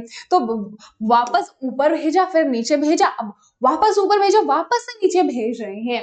तो यहाँ पर वापस से इन मॉलिक्यूल्स को नीचे मतलब डाउनहिल भेज रहे हैं, और डाउनहिल भेज के क्या करा देंगे? NADP पॉजिटिव के पास इसको पहुंचा देंगे। तो अगर हम बात करें यहाँ पे कि this time a molecule of high energy NADP positive वहां पे होगा और वो क्या करा देगा, वो रिड्यूस करा देगा NADP को टू NADPH। तो यहाँ पर एक अल्टीमेट प्रोटॉन भी प्रेजेंट था, दैट इज हाइड्रोजन पॉजिटिव भी प्रेजेंट था, एक इलेक्ट्रॉन तो आ ही गया और NADPH बनवा दिया। तो यहाँ पे हमें पता है रिएक्शन जहाँ पे हाइड्रोजन ऐड होता है किसी भी मॉलिक्यूल में वो रिडक्शन होता है, तो रिड्यूस हो रहा है NADP पॉजिटिव। तो ये whole scheme of transfer of electron, जो भी पूरा अल्टीमेट हम ट्रांसफर ऑफ इलेक्ट्रॉन इधर उधर करवा रहे हैं, जो हमने PS2 से स्टार्ट किया, फिर हम अब हिल गए। एक सेकेंड बच्चे, एक सेकेंड। PS2 से हमने क्या किया, PS2 से हमने इलेक्ट्रॉन ट्रांसपोर्ट को स्टार्ट कराया था, फिर हम कहाँ गए, फिर हम अब हिल गए कहाँ पे, एक्सेप्टर के पास। हाँ जी, एक्सेप्टर के पास चले गए। उसके बाद कहाँ गए हम, उसके पास डाउन गए, किस पे, इलेक्ट्रॉन ट्रांसपोर्ट चेन में। हाँ जी, इलेक्ट्रॉन ट्रांसपोर्ट चेन में नीचे भी गए, कहाँ तक, PS1 तक। उसने वापस से एक्साइटेशन करा दिया, उसने वापस से excitation of electron and transfer to another acceptor करा दिया एंड फाइनली उसको पहुंचा दिया NADP पॉजिटिव, जो अल्टीमेटली उसकी डेस्टिनेशन थी, जो चॉकलेट की अल्टीमेट रिया थी। पूरी क्लास के हाथों में चॉकलेट इधर उधर घूमा है, अल्टीमेटली रिया के पास पहुंच गया। तो वैसे ही ये NADP पॉजिटिव क्या है बच्चे, वही रिया है, ठीक है। अब ये NADP पॉजिटिव ने अल्टीमेटली उस इलेक्ट्रॉन को यूज कर लिया है और वो NADPH बन गया है, जो बहुत ज्यादा हाई एनर्जी स्टोर कर रहा है, बहुत ही ज्यादा। जैसे खुश हो जाती है रिया, वैसे ही NADP पॉजिटिव भी हाई एनर्जी है अभी, ठीक है। तो अब इसको क्या हुआ, इसका रिडक्शन हुआ है NADPH तक। अब इस स्कीम को हम क्या बोल रहे हैं बच्चे, इस स्कीम को हम Z स्कीम बोल रहे हैं। अब Z स्कीम क्यों बोल रहे हैं मैम, क्योंकि ऑब्वियस सी बात है, यहां से हमने स्टार्ट किया, यहां से हम गए यहाँ यहाँ यहाँ। तो अगर हम इसको N, ऐसे तो मैम N दिख रहा है बट ऐसे नहीं देखना है, इसको ऐसे करके देखो तो ये Z स्कीम बन गया। जैसे जिग जैग हो गया तो Z स्कीम हो गया, ठीक है। तो अगर हम बात करें आगे कि इसके कैरेक्टरिस्टिक शेप की मदद से, वजह से हम इसको क्या बोलते हैं, Z स्कीम बोलते हैं बच्चे। और ये शेप कब बनती है, this shape is formed when all the carriers are placed in sequence of redox potential scale। तो हमने जैसे इस redox स्केल की बात की थी कि यहाँ पर 1 का redox potential हुआ, अगर यहाँ पर 2 का हुआ, 3 का हुआ, 4 का हुआ, तो ऐसे बढ़ रहा है। तो इसके पास सबसे कम हुआ, इसके पास बहुत ज्यादा हुआ, फिर कम हुआ, फिर बहुत ज्यादा हुआ। तो यहाँ पर ये पोटेंशियल का जो प्लेसमेंट है उस बेसिस पे हुआ है, ना कि जो एक्चुअल प्लेसमेंट होता है। एक्चुअल प्लेसमेंट तो अगर मैं बच्चे आपको आइडिया दूं ना तो एग्जैक्ट तो नहीं है, बट अगर ये मेम्ब्रेन है तो एक तो यहाँ पे होगा मॉलिक्यूल, एक यहाँ हो गया, एक यहाँ हो गया, एक यहाँ हो गया, तो वो तो रैंडम प्लेसमेंट है। रिडॉक्स पोटेंशियल के ऊपर हमने प्लेसमेंट किया है, तब ये Z स्कीम बन के आया है, ठीक है बच्चे। तो ये वाला पैराग्राफ भी हमने बहुत अच्छे से क्लियर कर लिया है। आई होप कोई कंफ्यूजन नहीं होगा। ऑब्वियसली कंफ्यूजन हुआ तो मैम हमेशा प्रेजेंट है, कॉमेंट्स में अपने कंफ्यूजन ड्रॉप कर दीजिए। ओके, अब हम बात करते हैं स्प्लिटिंग ऑफ वाटर की। तो हमने स्टार्टिंग में, बिल्कुल स्टार्टिंग में मैम बात की थी कि ऑक्सीजन बनेगा, फिर उसके बाद हमने बात की थी स्प्लिटिंग ऑफ वाटर होगा, वाटर टूटेगा तभी वाटर बने, ऑक्सीजन बनेगा। तो वो तो हुआ ही नहीं, वो हुआ है बच्चे, बस हमने थोड़ा सा मिस किया है और हम देखेंगे उसका रोल क्या है, क्यों चाहिए हमें, इतना ही क्यों चाहिए। तो हमने बच्चे, हमने इतना ज्यादा सिस्टम देखा और हमने देखा कि इलेक्ट्रॉन्स इधर उधर जाते रहते हैं, तो हमने ये तो पूछा ही नहीं बच्चे यहाँ पर कि ये जो इलेक्ट्रॉन इधर उधर फेंक रहा है, ये जो इलेक्ट्रॉन इधर उधर फेंक रहा है, ये आ कहाँ से रही है, जो चॉकलेट्स इधर उधर बट रही है बच्चे, वो आ कहाँ से रही है। जैसे चॉकलेट्स का कोई दुकान होता है जहां से आपका दोस्त चॉकलेट ला रहा है, वैसे ही ये लाइट हार्वेस्टिंग कॉम्प्लेक्स जो हमारा PS2 था, वो कहाँ से चॉकलेट्स ला रहा है, दैट इज कहाँ से इलेक्ट्रॉन्स ला रहा है। तो बच्चे वो इलेक्ट्रॉन्स ला रहा है इस वाटर की स्प्लिटिंग की मदद से ही। तो यहाँ पर जो हमारा H2O है बच्चे, यहाँ पर H2O प्रेजेंट होगा कंसिस्टेंटली, इसके पास पूरा सपोर्ट सिस्टम है, दोस्त वोस्त हैं इसके साथ जो पैसे देते रहते हैं कि चॉकलेट खरीद भाई तू रिया के लिए। तो यहाँ पर भी H2O वैसे ही सपोर्ट की तरह खड़ा है इसके साथ कि H2O होगा कंसिस्टेंटली, जैसे इसको इलेक्ट्रॉन चाहिएगा H2O खुद टूटेगा, खुद कर्जे में चला जाता है उसका दोस्त, आप खुद कर्जे में चले गए, H2O वैसे खुद टूट गया और उसने क्या निकाल दिए, उसने 2 इलेक्ट्रॉन्स निकाल दिए और वो 2 इलेक्ट्रॉन्स आगे पूरे सिस्टम में चले गए। तो ऐसे बार बार होता रहता है बच्चे, जैसे जैसे इलेक्ट्रॉन्स का रिक्वायरमेंट होता है वैसे वैसे H2O का स्प्लिट होगा और 2 इलेक्ट्रॉन्स निकल कर पूरे इस सिस्टम में चले जाएंगे। उसके अलावा अगर हम ध्यान दें तो 2 प्रोटॉन्स निकल रहे हैं और ऑक्सीजन निकल रहा है। तो ये ऑक्सीजन तो वही है जो O2 बनकर रिलीज हो जाएगा, बट ये जो प्रोटॉन्स हैं इनको आप अच्छे से एकदम स्टार मार्क करके याद कर लो, क्योंकि इनका आगे बहुत ज्यादा इंपॉर्टेंट रोल आने वाला है। तो हमने देख लिया स्प्लिटिंग ऑफ वाटर की मदद से इलेक्ट्रॉन्स का सप्लाई चल रहा है यहाँ पर। तो अब मैम क्वेश्चन यहाँ पे ये उठता है कि जो PS2 है उसके पास तो है इलेक्ट्रॉन का ये पूरा सप्लाई H2O के स्प्लिटिंग की मदद से, क्या हमारे PS1 जो बाद में है यहाँ पर प्रेजेंट है उसको भी वाटर के स्प्लिटिंग की जरूरत है इलेक्ट्रॉन्स की सप्लाई के लिए? नहीं बच्चे, उसको सप्लाई की जरूरत नहीं पड़ेगी, क्योंकि उसकी सप्लाई तो यहाँ से चल रही है ना, यहाँ से आ रहा है ना इलेक्ट्रॉन, उसको तो कॉन्स्टेंटली सप्लाई मिल रहा है इलेक्ट्रॉन्स का। तो यहाँ पर सिर्फ यहीं पर वाटर का स्प्लिट होकर इलेक्ट्रॉन का सप्लाई यहाँ से स्टार्ट हो जाएगा। तो ये पूरा चेन ही तो है, यहाँ वाला इलेक्ट्रॉन अल्टीमेटली यहाँ भी तो आ ही रहा है, तो यहाँ पर अलग से वाटर की जरूरत नहीं पड़ेगी। ठीक है बच्चे, आई होप ये चीज आपको क्लियर हो गई हो अच्छे से, क्योंकि अब हम थोड़ा सा इसका डिटेल्स पढ़ेंगे जो एनसीईआरटी में मेंशन है। स्प्लिटिंग ऑफ वाटर की अगर हम बात करें कि जो PS2 है वो सप्लाई कैसे करता है इलेक्ट्रॉन्स, अगर हम ये क्वेश्चन पूछे कि continuous supply of electrons PS2 के पास कहां से आता है, तो वो फोटो सिस्टम 2 में रिप्लेसमेंट भी चाहिए, एक इलेक्ट्रॉन चला गया इलेक्ट्रॉन ट्रांसपोर्ट सिस्टम में, इलेक्ट्रॉन ट्रांसपोर्ट चेन में, तो उसको बार बार भी तो इलेक्ट्रॉन चाहिए। तो वो कहां से आते हैं बच्चे? वो स्प्लिटिंग ऑफ वाटर की मदद से आते हैं। The splitting of water is associated with PS2, पूरा सपोर्ट सिस्टम की तरह वाटर खड़ा रहता है कॉन्स्टेंटली PS2 के साथ, ताकि उसको क्या मिल सके, ताकि उसको बार बार वो इलेक्ट्रॉन सप्लाई कर सके। Water is split into 2H positive, एक तो 2 हाइड्रोजन दैट इज प्रोटॉन्स हो जाएंगे, ऑक्सीजन मिल जाएगा जो बाद में O2 बनकर रिलीज हो जाएगा, और इलेक्ट्रॉन मिल गए। यहाँ पर भी हमको दिया हुआ है कि अगर दो हाइड्रोजन मॉलिक्यूल्स की बात, 2 वाटर मॉलिक्यूल्स की बात करें, तो उसकी वजह से हमको 4 प्रोटॉन, 1 O2 जो कि रिलीज हो जाएगा, और 4 इलेक्ट्रॉन्स मिल गए, किसमें? इलेक्ट्रॉन सिस्टम में भेजने के लिए, इलेक्ट्रॉन ट्रांसपोर्ट सिस्टम में भेजने के लिए।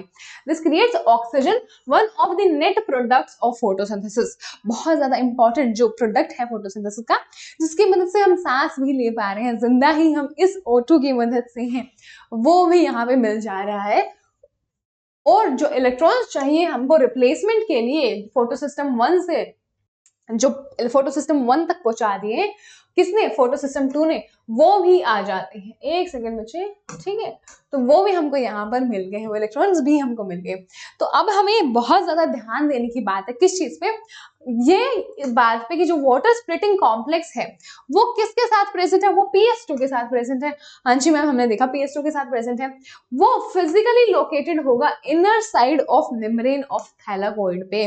जब हमने स्ट्रक्चर ऑफ क्लोरोप्लास्ट देखा था, तो हमने बच्चे देखा था कि ऐसा कुछ आउटर मेम्ब्रेन ऑफ क्लोरोप्लास्ट होगा, हाँ जी, तो उसके अंदर कुछ थैलाकोइड्स प्रेजेंट होंगे जिनका खुद का मेम्ब्रेन भी होगा।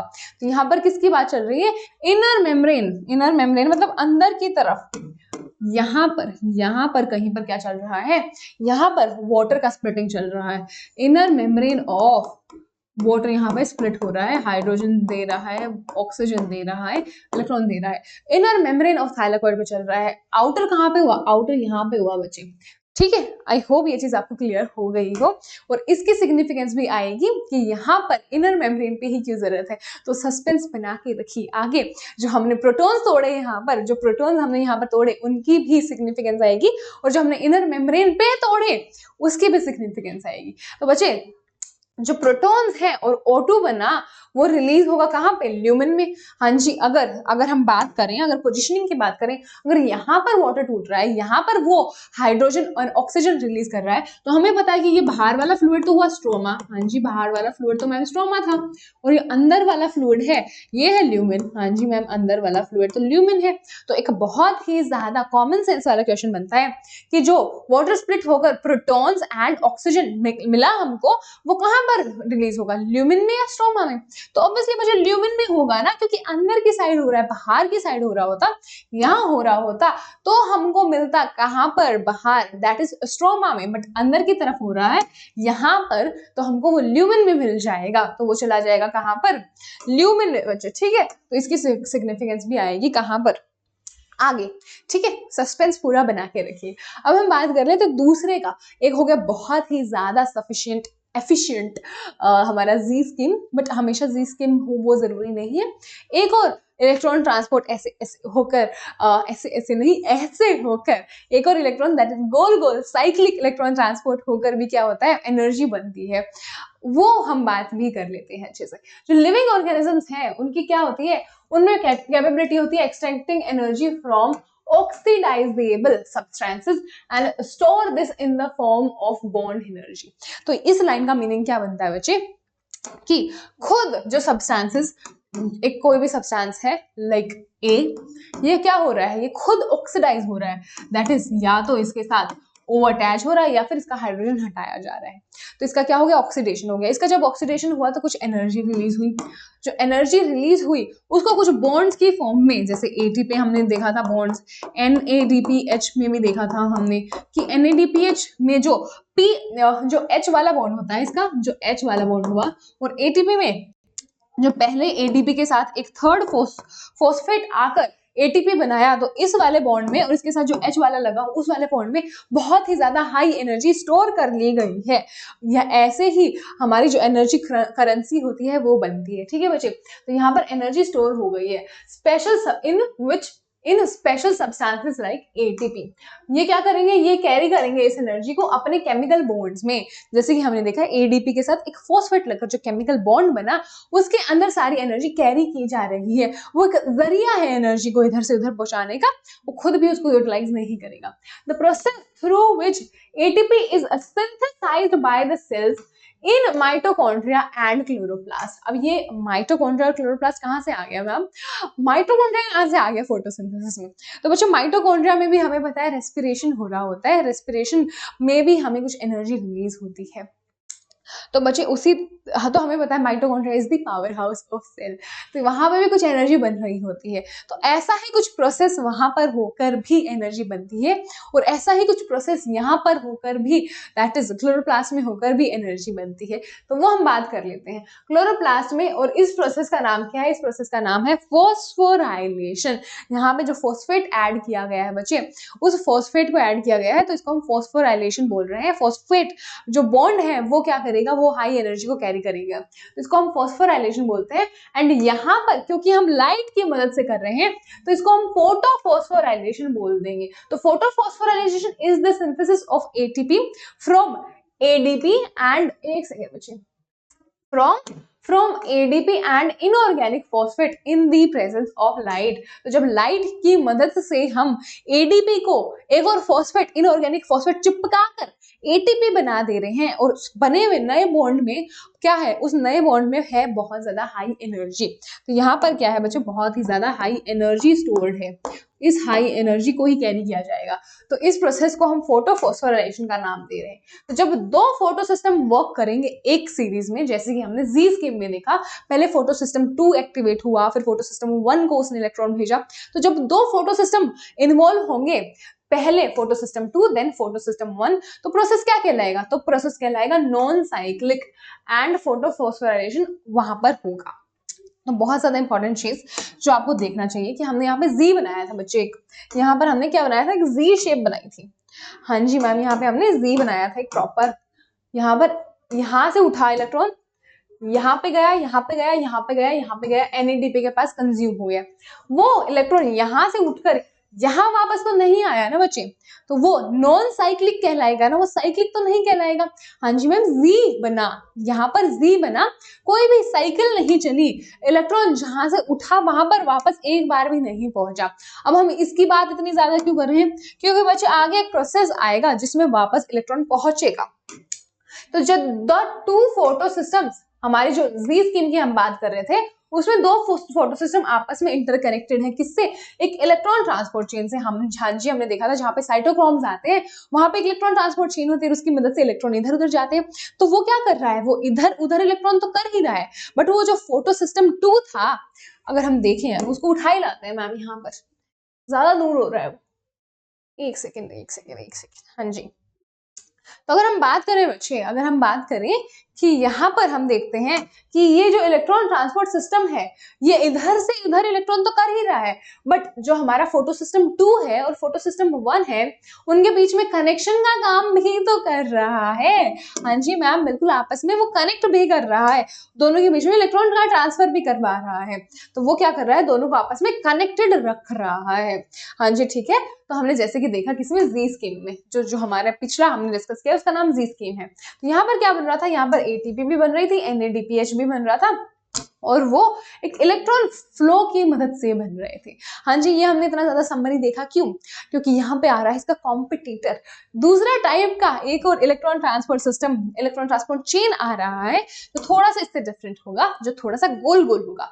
तो अगर हम बात करें कि एक तो बात हो गई कि दोनों प्रेजेंट है, फोटो सिस्टम 2 भी प्रेजेंट है, फोटो सिस्टम 1 भी प्रेजेंट है, बट व्हाट इफ सिर्फ फोटो सिस्टम 1 प्रेजेंट है, that is P700 he present है, तो क्या होगा, तो ऐसे केस में जो इलेक्ट्रॉन है वो with in the photo system he circulate होगा, वो आपस में ऐसे ऐसे गोल गोल ही हो जाएगा, जी नहीं बनेगा कोई भी। तो जो फोस्फोराइलेशन अक्कर करेगा due to the cyclic flow of electrons, cyclic flow of electron की वजह से इधर उधर जो गोल गोल घूमेंगे इलेक्ट्रॉन, तो उसकी मदद से क्या बनेगा, उसकी मदद से फोस्फोराइलेशन होगा। तो पॉसिबल लोकेशन जहाँ पे ये हो सकता है, तो हमने जब मैम क्लोरोप्लास्ट का स्ट्रक्चर देखा था तो क्या क्या देखा था बच्चे, तो हमने क्लोरोप्लास्ट ऐसे बनाया था। हाँ जी मैम, बनाया था। हाँ जी, ठीक है, एक सेकेंड, ये बार बार में पेन चेंज करना पड़ता है। हाँ जी, हमने एक क्या बनाया है, यहाँ पर एक क्लोरोप्लास्ट बनाया है, ठीक है। तो उसके अंदर हमने देखा था कुछ ग्रेना थे जो कि बैटरी लाइक ऐसे स्ट्रक्चर थे, एक दूसरे के ऊपर थाइलाकोइड का स्टैक हो रहे थे उसकी मदद से, और यहाँ पे कुछ डंडियां उनको आपस में कनेक्ट कर रही थी, दूसरे ग्रेना थे। हाँ जी मैम, कर रही थी। अगर हम इनका नाम की बात करें तो हमने बोला था ये थाइलाकोइड हो गया, ये इंडिविजुअल स्ट्रक्चर, और ये पूरा जो स्ट्रक्चर बना दिया ये ग्रेना हो गया, और जो डंडियां इनको कनेक्ट कर रही है ये हो गया स्ट्रोमल लेमेले। ये क्या था बच्चे, ये था स्ट्रोमल लेमेले। तो हमने बात की थी जो स्ट्रोमल लेमेला है इसमें दोनों फोटो सिस्टम नहीं प्रेजेंट है, जो थाइलाकोइड है इनमें दोनों प्रेजेंट है, इसमें क्या है PS1 प्लस PS2, बट ये जो स्ट्रोमल लेमेला है बच्चे इसमें क्या प्रेजेंट है, इसमें सिर्फ और सिर्फ PS1 प्रेजेंट है। तो इनमें नॉर्मल जी स्कीम वाला क्या इलेक्ट्रॉन ट्रांसपोर्ट चेन नहीं चल सकता है, इनमें अलग वाला चलेगा। क्यों, क्योंकि यहाँ पे सिर्फ PS1 प्रेजेंट है। तो अगर पॉसिबल लोकेशन की बात करें तो वो स्ट्रोमा लेमेला में ये वाला प्रोसेस होगा, क्योंकि वहीं पे सिर्फ PS1 प्रेजेंट है विदाउट द PS2। तो अगर जो मेम्ब्रेन है, while the membrane and the lamella of grana both have the PS1 and PS2, जो लेमेला है किसका, ये थाइलाकोइड एंड ग्रेना में जो प्रेजेंट है वहां पर क्या है, वहां पर दोनों के दोनों प्रेजेंट है, बट स्ट्रोमल लेमेला में सिर्फ PS1 प्रेजेंट है। ठीक है बच्चे, तो stromal lamellae lacks PS2 as well as NADP reductase enzyme. अब बहुत ज्यादा इंपॉर्टेंट चीज है बच्चे कि यहाँ पर जो NADP बना था, यहाँ पर जो NADP बना था, यहाँ पर एक बहुत ज्यादा इंपॉर्टेंट एंजाइम की भी रिक्वायरमेंट थी जो कि था NADP रिडक्टेज। तो यहाँ पर कॉन्स्टेंटली हमको NADP रिडक्टेज मतलब NADP का जो रिडक्शन करवाए वो एंजाइम भी हमको कॉन्स्टेंटली यहाँ पर चाहिए था, वो भी वहां पर प्रेजेंट नहीं है। तो उसकी वजह से एक चीज क्लियर हो रही कि NADP HB नहीं बनने वाला है, ATP शायद बन जाए पर NADPH तो नहीं बनने वाला है। ठीक है, तो अगर हम बात करें जो एक्साइटेड इलेक्ट्रॉन्स है बच्चे, अब वो पास डाउन NADP पे नहीं होगा, क्योंकि फायदा ही नहीं, NADPH तो बनना नहीं है, तो वहां पे क्यों भेजें इलेक्ट्रॉन को, क्यों वेस्ट करें हम अपना इलेक्ट्रॉन। तो इंस्टेड क्या होगा, वो वापस से PS1 कॉम्प्लेक्स में भेज दिया जाएगा। तो मैम ये गोल गोल बातें क्या कर रहे हो कब से, हमें गोल गोल वाला साइकिल ही दिखा दो ना। तो हम आपको गोल गोल वाला साइकिल ही दिखा देते हैं बच्चे। तो यहाँ पर क्या होता है, इतना गोल तो नहीं दिख रहा है मैम, ये आप कब से पागल बना रहे थे मैम, नहीं नहीं बच्चे, ये थोड़ा सा गोल गोल मतलब साइकिल, मतलब जहां से चीज शुरू हुई है वहीं पे वापस आ जाने को हम साइक्लिक बोलते हैं। तो यहाँ पर लाइट गिरी, अब हमें पता होना चाहिए इवन तो चाहिए लिखे या नहीं कि लाइट कौन सी गिरेगी, लाइट सारी गिरेगी, बट हमें मतलब है 700 नैनोमीटर की लाइट से। तो 700 नैनोमीटर की लाइट गिरी, हाँ जी गिर गई मैम। तो 700 नैनोमीटर की लाइट गिरते ही क्या हो गया, हमारा जो इलेक्ट्रॉन था वो एक्साइट होकर ऊपर उछल गया और इलेक्ट्रॉन एक्सेप्टर ने उसको पकड़ लिया। इलेक्ट्रॉन एक्सेप्टर ने उसको पकड़ा और उसको कहाँ डाल दिया, इलेक्ट्रॉन ट्रांसपोर्ट सिस्टम में डाल दिया। अब इलेक्ट्रॉन ट्रांसपोर्ट सिस्टम क्या कर रहा था पिछले वाले में वो उसको भेज रहा था पीएस ये जो प्रोसेस था, ये वाला प्रोसेस स्टार्ट हो रहा था PS2 से, और अल्टीमेटली जो इलेक्ट्रॉन ट्रांसपोर्ट चेन सिस्टम था वो उसको PS1 के पास भेज दे रहा था। बट यहाँ पर क्योंकि PS2 प्रेजेंट ही नहीं है, तो प्रोसेस स्टार्ट भी PS1 से होगा और इसके पास ही वापस से इसको इलेक्ट्रॉन को भेज दिया जाएगा। ऐसे कॉन्स्टेंटली चलता रहेगा और कोई भी NADP H यहाँ पे नहीं बनेगा, क्योंकि NADP रिडक्टेज जो NADPH बनाने के लिए रिक्वायर्ड है उसकी यहाँ पर एब्सेंस है। तो आई होप ये आपको अच्छे से क्लियर हो गया। ना यहाँ पे NADPH बन रहा है, ना यहाँ पर PS जो हमारा PS2 प्रेजेंट था वो यहाँ पे प्रेजेंट है। तो यहाँ पे ना ही इलेक्ट्रॉन का जो मूवमेंट है वो Z फॉर्म में हो रहा है, यहाँ से इलेक्ट्रॉन उठकर यहीं पे वापस आ रहा है और क्या बन रहा है, ATP बन रहा है सिर्फ, जो पिछले वाले में भी बन रहा था, बट NADPH यहाँ पे कोई भी नहीं बन रहा है। ठीक है, अगर हम NCERT वापस से देखें बच्चे हमारी, तो यहाँ पर क्या हो रहा है, जो साइक्लिक फ्लो है वो क्या करेगा, वो सिंथेसिस ऑफ ATP कराएगा, सिर्फ और सिर्फ ATP बन जाएगा और जो NADPH है वो यहाँ पर नहीं बन पाएगा बच्चे। जो साइक्लिक फॉस्फोराइलेशन क्या होता है, एक तो हो गया स्ट्रोमल लेवल में क्योंकि वहां पर PS2 प्रेजेंट ही नहीं है, एक तो उस केस में हो गया। दूसरे में तब भी हो सकता है जब लाइट का वेवलेंथ बियॉन्ड 680 नैनोमीटर अवेलेबल नहीं है, दैट इज सिर्फ और सिर्फ 700 नैनोमीटर का लाइट प्रेजेंट है, 680 वाला प्रेजेंट ही नहीं एक्साइटेशन के लिए। तो इवन तो वहां पर PS2 प्रेजेंट है बट PS2 का काम नहीं हो पाएगा क्योंकि उसको तो लाइट मिल ही नहीं रही है। ओके बच्चे, तो यहाँ पे कंपैरिजन टेबल बनाया मैम ने ताकि आप दोनों के बीच में कंफ्यूज ना हो, दोनों के बीच में क्या क्या डिफरेंसेस हैं, कौन सा हमारा साइक्लिक एंड नॉन साइक्लिक का, तो वो हम बात कर लेते हैं। तो हम देखा था कि साइक्लिक वाले में बच्चे, साइक्लिक वाले में एंड यहाँ पर क्या है नॉन साइक्लिक वाला। तो सबसे पहले हमने क्या देखा कि जो साइक्लिक वाला था बच्चे उसमें नो PS2, कोई भी फोटो सिस्टम 2 प्रेजेंट नहीं है। हाँ जी, यहाँ पर प्रेजेंट है, हाँ जी है, ठीक है। उसके बाद यहाँ पर नो हाइड्रोजन स्प्लिटिंग, तो हाइड्रोजन का स्प्लिट का भी जरूरत नहीं है बच्चे, क्योंकि बार बार सोर्स तो हमारा यही है ना, एक सेकेंड, जो सोर्स ऑफ इलेक्ट्रॉन है वो तो यही चल रहा है ना आपस में, बार बार इलेक्ट्रॉन की जरूरत ही नहीं है क्योंकि इलेक्ट्रॉन कहीं पे जा ही नहीं रहा है, इलेक्ट्रॉन तो यहीं पे घूम के वापस इसी के पास आ जा रहा है। तो हाइड्रोजन स्प्लिट कराकर क्या जरूरत नहीं है, हाइड्रोजन स्प्लिट करा के हमको इलेक्ट्रॉन निकालने की जरूरत नहीं है बच्चे। आई होप ये चीज भी आपको क्लियर हो गई हो। उसके बाद हम कहाँ पे आते हैं, उसके बाद हम आते हैं कि ATP ही बन रहा है, नो NADPH। हाँ जी, नो NADPH, यहाँ पर दोनों बन रहे थे, हाँ जी ATP एंड NADPH दोनों बन रहे थे। उसके बाद हम देखते हैं कि इसकी लोकेशन स्ट्रोमल लेमेला है और इसकी लोकेशन क्या है, ग्रेना है। हाँ जी, अब एक क्वेश्चन उठता है, क्या क्वेश्चन उठता है कि क्या नॉन साइक्लिक वाला, सॉरी साइक्लिक वाला, क्या साइक्लिक वाला ग्रेना में हो सकता है, क्या साइक्लिक वाला यहाँ पर भी हो सकता है, दैट इज ग्रेना में हो सकता है या नहीं, जल्दी से आंसर दीजिए बच्चे। तो हाँ जी बच्चे, बिल्कुल हो सकता है। अगर 680 नैनोमीटर वाला लाइट प्रेजेंट नहीं है, फोटो सिस्टम 2 एक्टिवेट नहीं हो पाया, तो ग्रेना में साइक्लिक वाला भी हो सकता है। तो यहाँ पर साइक्लिक वाला भी हो सकता है ग्रेना में। वेयर जो स्ट्रोमल लेमेला है, क्या इसमें नॉन साइक्लिक हो पाएगा, नहीं मैम, इसमें नॉन साइक्लिक वाला कभी भी नहीं हो पाएगा क्योंकि यहाँ पर PS2 है ही नहीं। तो एक्साइट, इवन तो हम उसको 680 नैनोमीटर का लाइट दे दें, वो एक्साइट होगा ही नहीं। बट अगर लाइट प्रेजेंट है 700 नैनोमीटर 680 नैनोमीटर दोनों, तो क्या यहाँ पर साइक्लिक हो गया है, नॉन साइक्लिक? ऑब्वियसली मुझे नॉन साइक्लिक होगा ना, ATP भी मिल रहा है, NADPH भी मिल रहा है, दो फायदे हैं। ऑक्सीजन भी मिल रहा है, यहाँ पर हमें ऑक्सीजन भी नहीं मिलने वाला है। ऑब्वियसली अगर वाटर स्प्लिट नहीं हुआ तो ऑक्सीजन भी रिलीज नहीं होगा।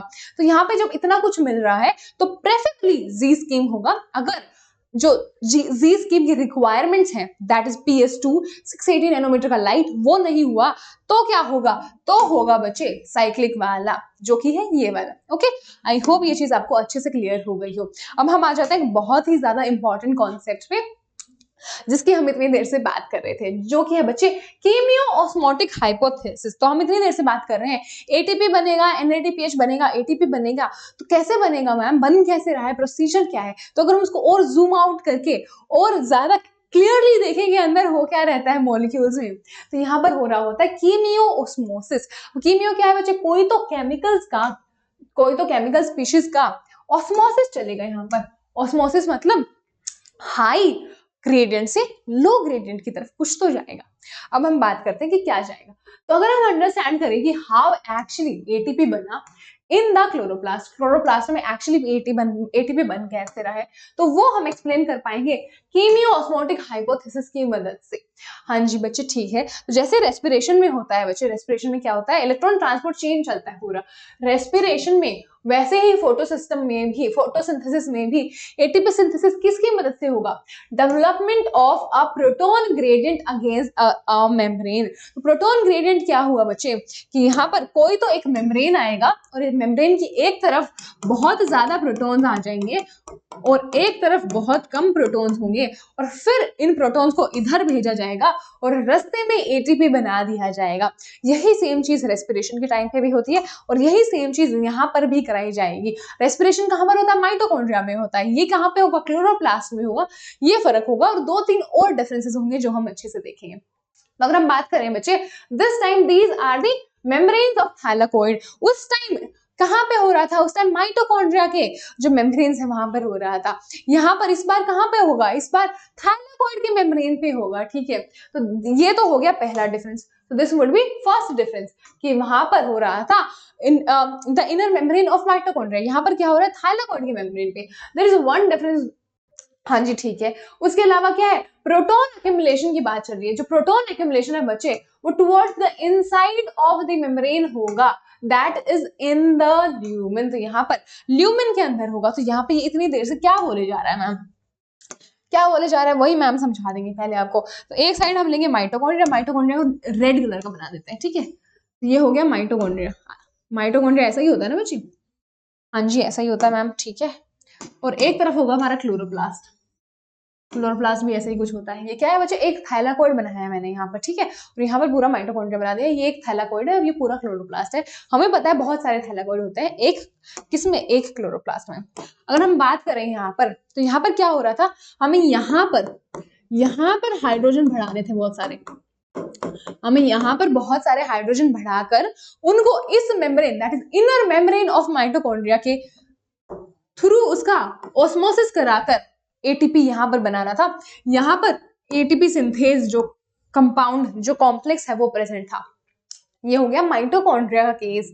अगर हम कंपैरेटिवली क्लोरोप्लास्ट का केस देखें तो हमें यहाँ पे प्रेजेंट है ल्यूमिन। हाँ जी मैम, यहाँ पर प्रेजेंट है ल्यूमिन और यहाँ पे प्रेजेंट है स्ट्रोमा। हाँ जी, यहाँ पे प्रेजेंट है स्ट्रोमा। ये हो गया क्लोरोप्लास्ट का मेम्ब्रेन और ये हो गया थाइलाकोइड का मेम्ब्रेन। ये थाइलाकोइड हुआ, तो ये थाइलाकोइड का मेम्ब्रेन हुआ ना। आई होप मैं थाइलाकोइड का स्पेलिंग ठीक लिख रही हूँ, फिर से चेक करते रहना बच्चे। तो यहाँ पे थाइलाकोइड का मेम्ब्रेन आ गया।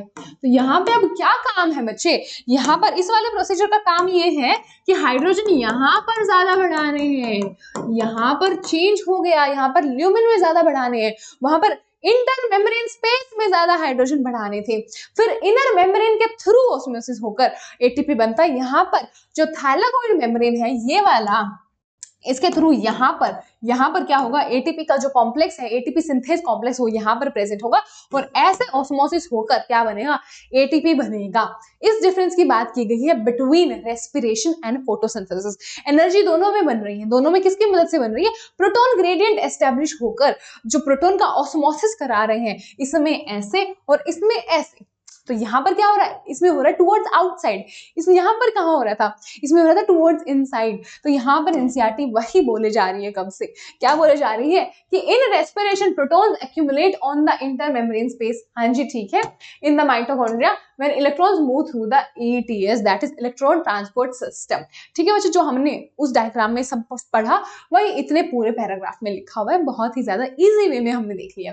अगर हम देखें कि what causes the proton gradient, अब प्रोटॉन ग्रेडियंट की बात कर ली, प्रोटॉन ग्रेडियंट बन गया है मैम, बट वो बना कैसे, प्रोटॉन ग्रेडियंट को बना कौन रहा है, जो प्रोटॉन ग्रेडियंट बन रहा है क्रॉस द मेम्ब्रेन, तो उसके लिए हमें जो हमने अभी तक प्रोसेसेस देखे, जो हम इतना सस्पेंस बना रहे थे कि जो ल्यूमिन में क्या होगा, प्रोटॉन्स रिलीज होंगे और उसके अलावा क्या होगा, NADPH बनेगा, तो वो सब हम यहाँ पर देख लेते हैं। जो प्रोसेसेस हुए थे during the activation of electrons and their transportation, उसकी मदद से क्या बन रहा है, उसकी मदद से प्रोटॉन ग्रेडियंट डेवलप हो रहा है, जो हम एक एक करके देखते हैं यहाँ पर। ठीक है बच्चे, एक एक करके देखते हैं यहाँ पर। ठीक है, तो पहला सबसे 2-3 फैक्टर होंगे बच्चे, 2-3 फैक्टर होंगे जिन्होंने क्या किया, जिन्होंने कंट्रीब्यूशन दिया towards the increase of electron protons in this area.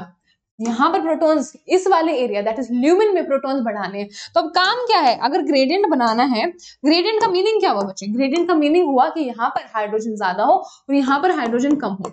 तो हमारे पास दो रेस्पॉन्सिबिलिटी आ गई है, यहाँ पर हाइड्रोजन का डिक्रीज कराना है और यहाँ पर हाइड्रोजन का इंक्रीज कराना है। तो यहाँ पर दैट इज स्ट्रोमा में हम हर एक वो चीज करेंगे जो हाइड्रोजन कम करवाए, बट जो ल्यूमिन है उसमें हम हर एक वो चीज करेंगे जो हाइड्रोजन बढ़ाए। तो एक एक करके उन प्रोसीजर्स की बात कर लेते हैं, ठीक है बच्चे। अगर हम देखें, since the splitting of a water molecule takes place in the inner side of membrane, हमने देखा था कि इनर साइड ऑफ मेम्ब्रेन पे क्या हो रहा था, वाटर का ब्रेकडाउन हो रहा था और वहां पर क्या हो रहा था, प्रोटॉन रिलीज हो रहे थे। हाँ जी, प्रोटॉन्स रिलीज हो रहे थे और इस वजह से क्या हो रहा था, इस वजह से वो अक्यूमुलेट हो रहे थे कहां पर, inner side of membrane that is lumen में वो अक्यूमुलेट हो रहे थे जितने भी हाइड्रोजन मिल रहे थे।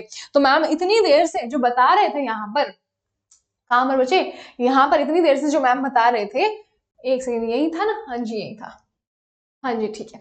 तो हम इतनी देर से जो डिस्कस कर रहे थे कि जो वाटर का स्प्लिटिंग होगा, वाटर का स्प्लिटिंग होकर ये वाला, कौन से वाला, ये वाला हमको, ये वाला जो मिल रहा है प्रोटॉन्स, वो कहां पर है, वो ल्यूमिन में अक्यूमुलेट हो रहे हैं क्योंकि वो इनर साइड ऑफ पे हो रहा था।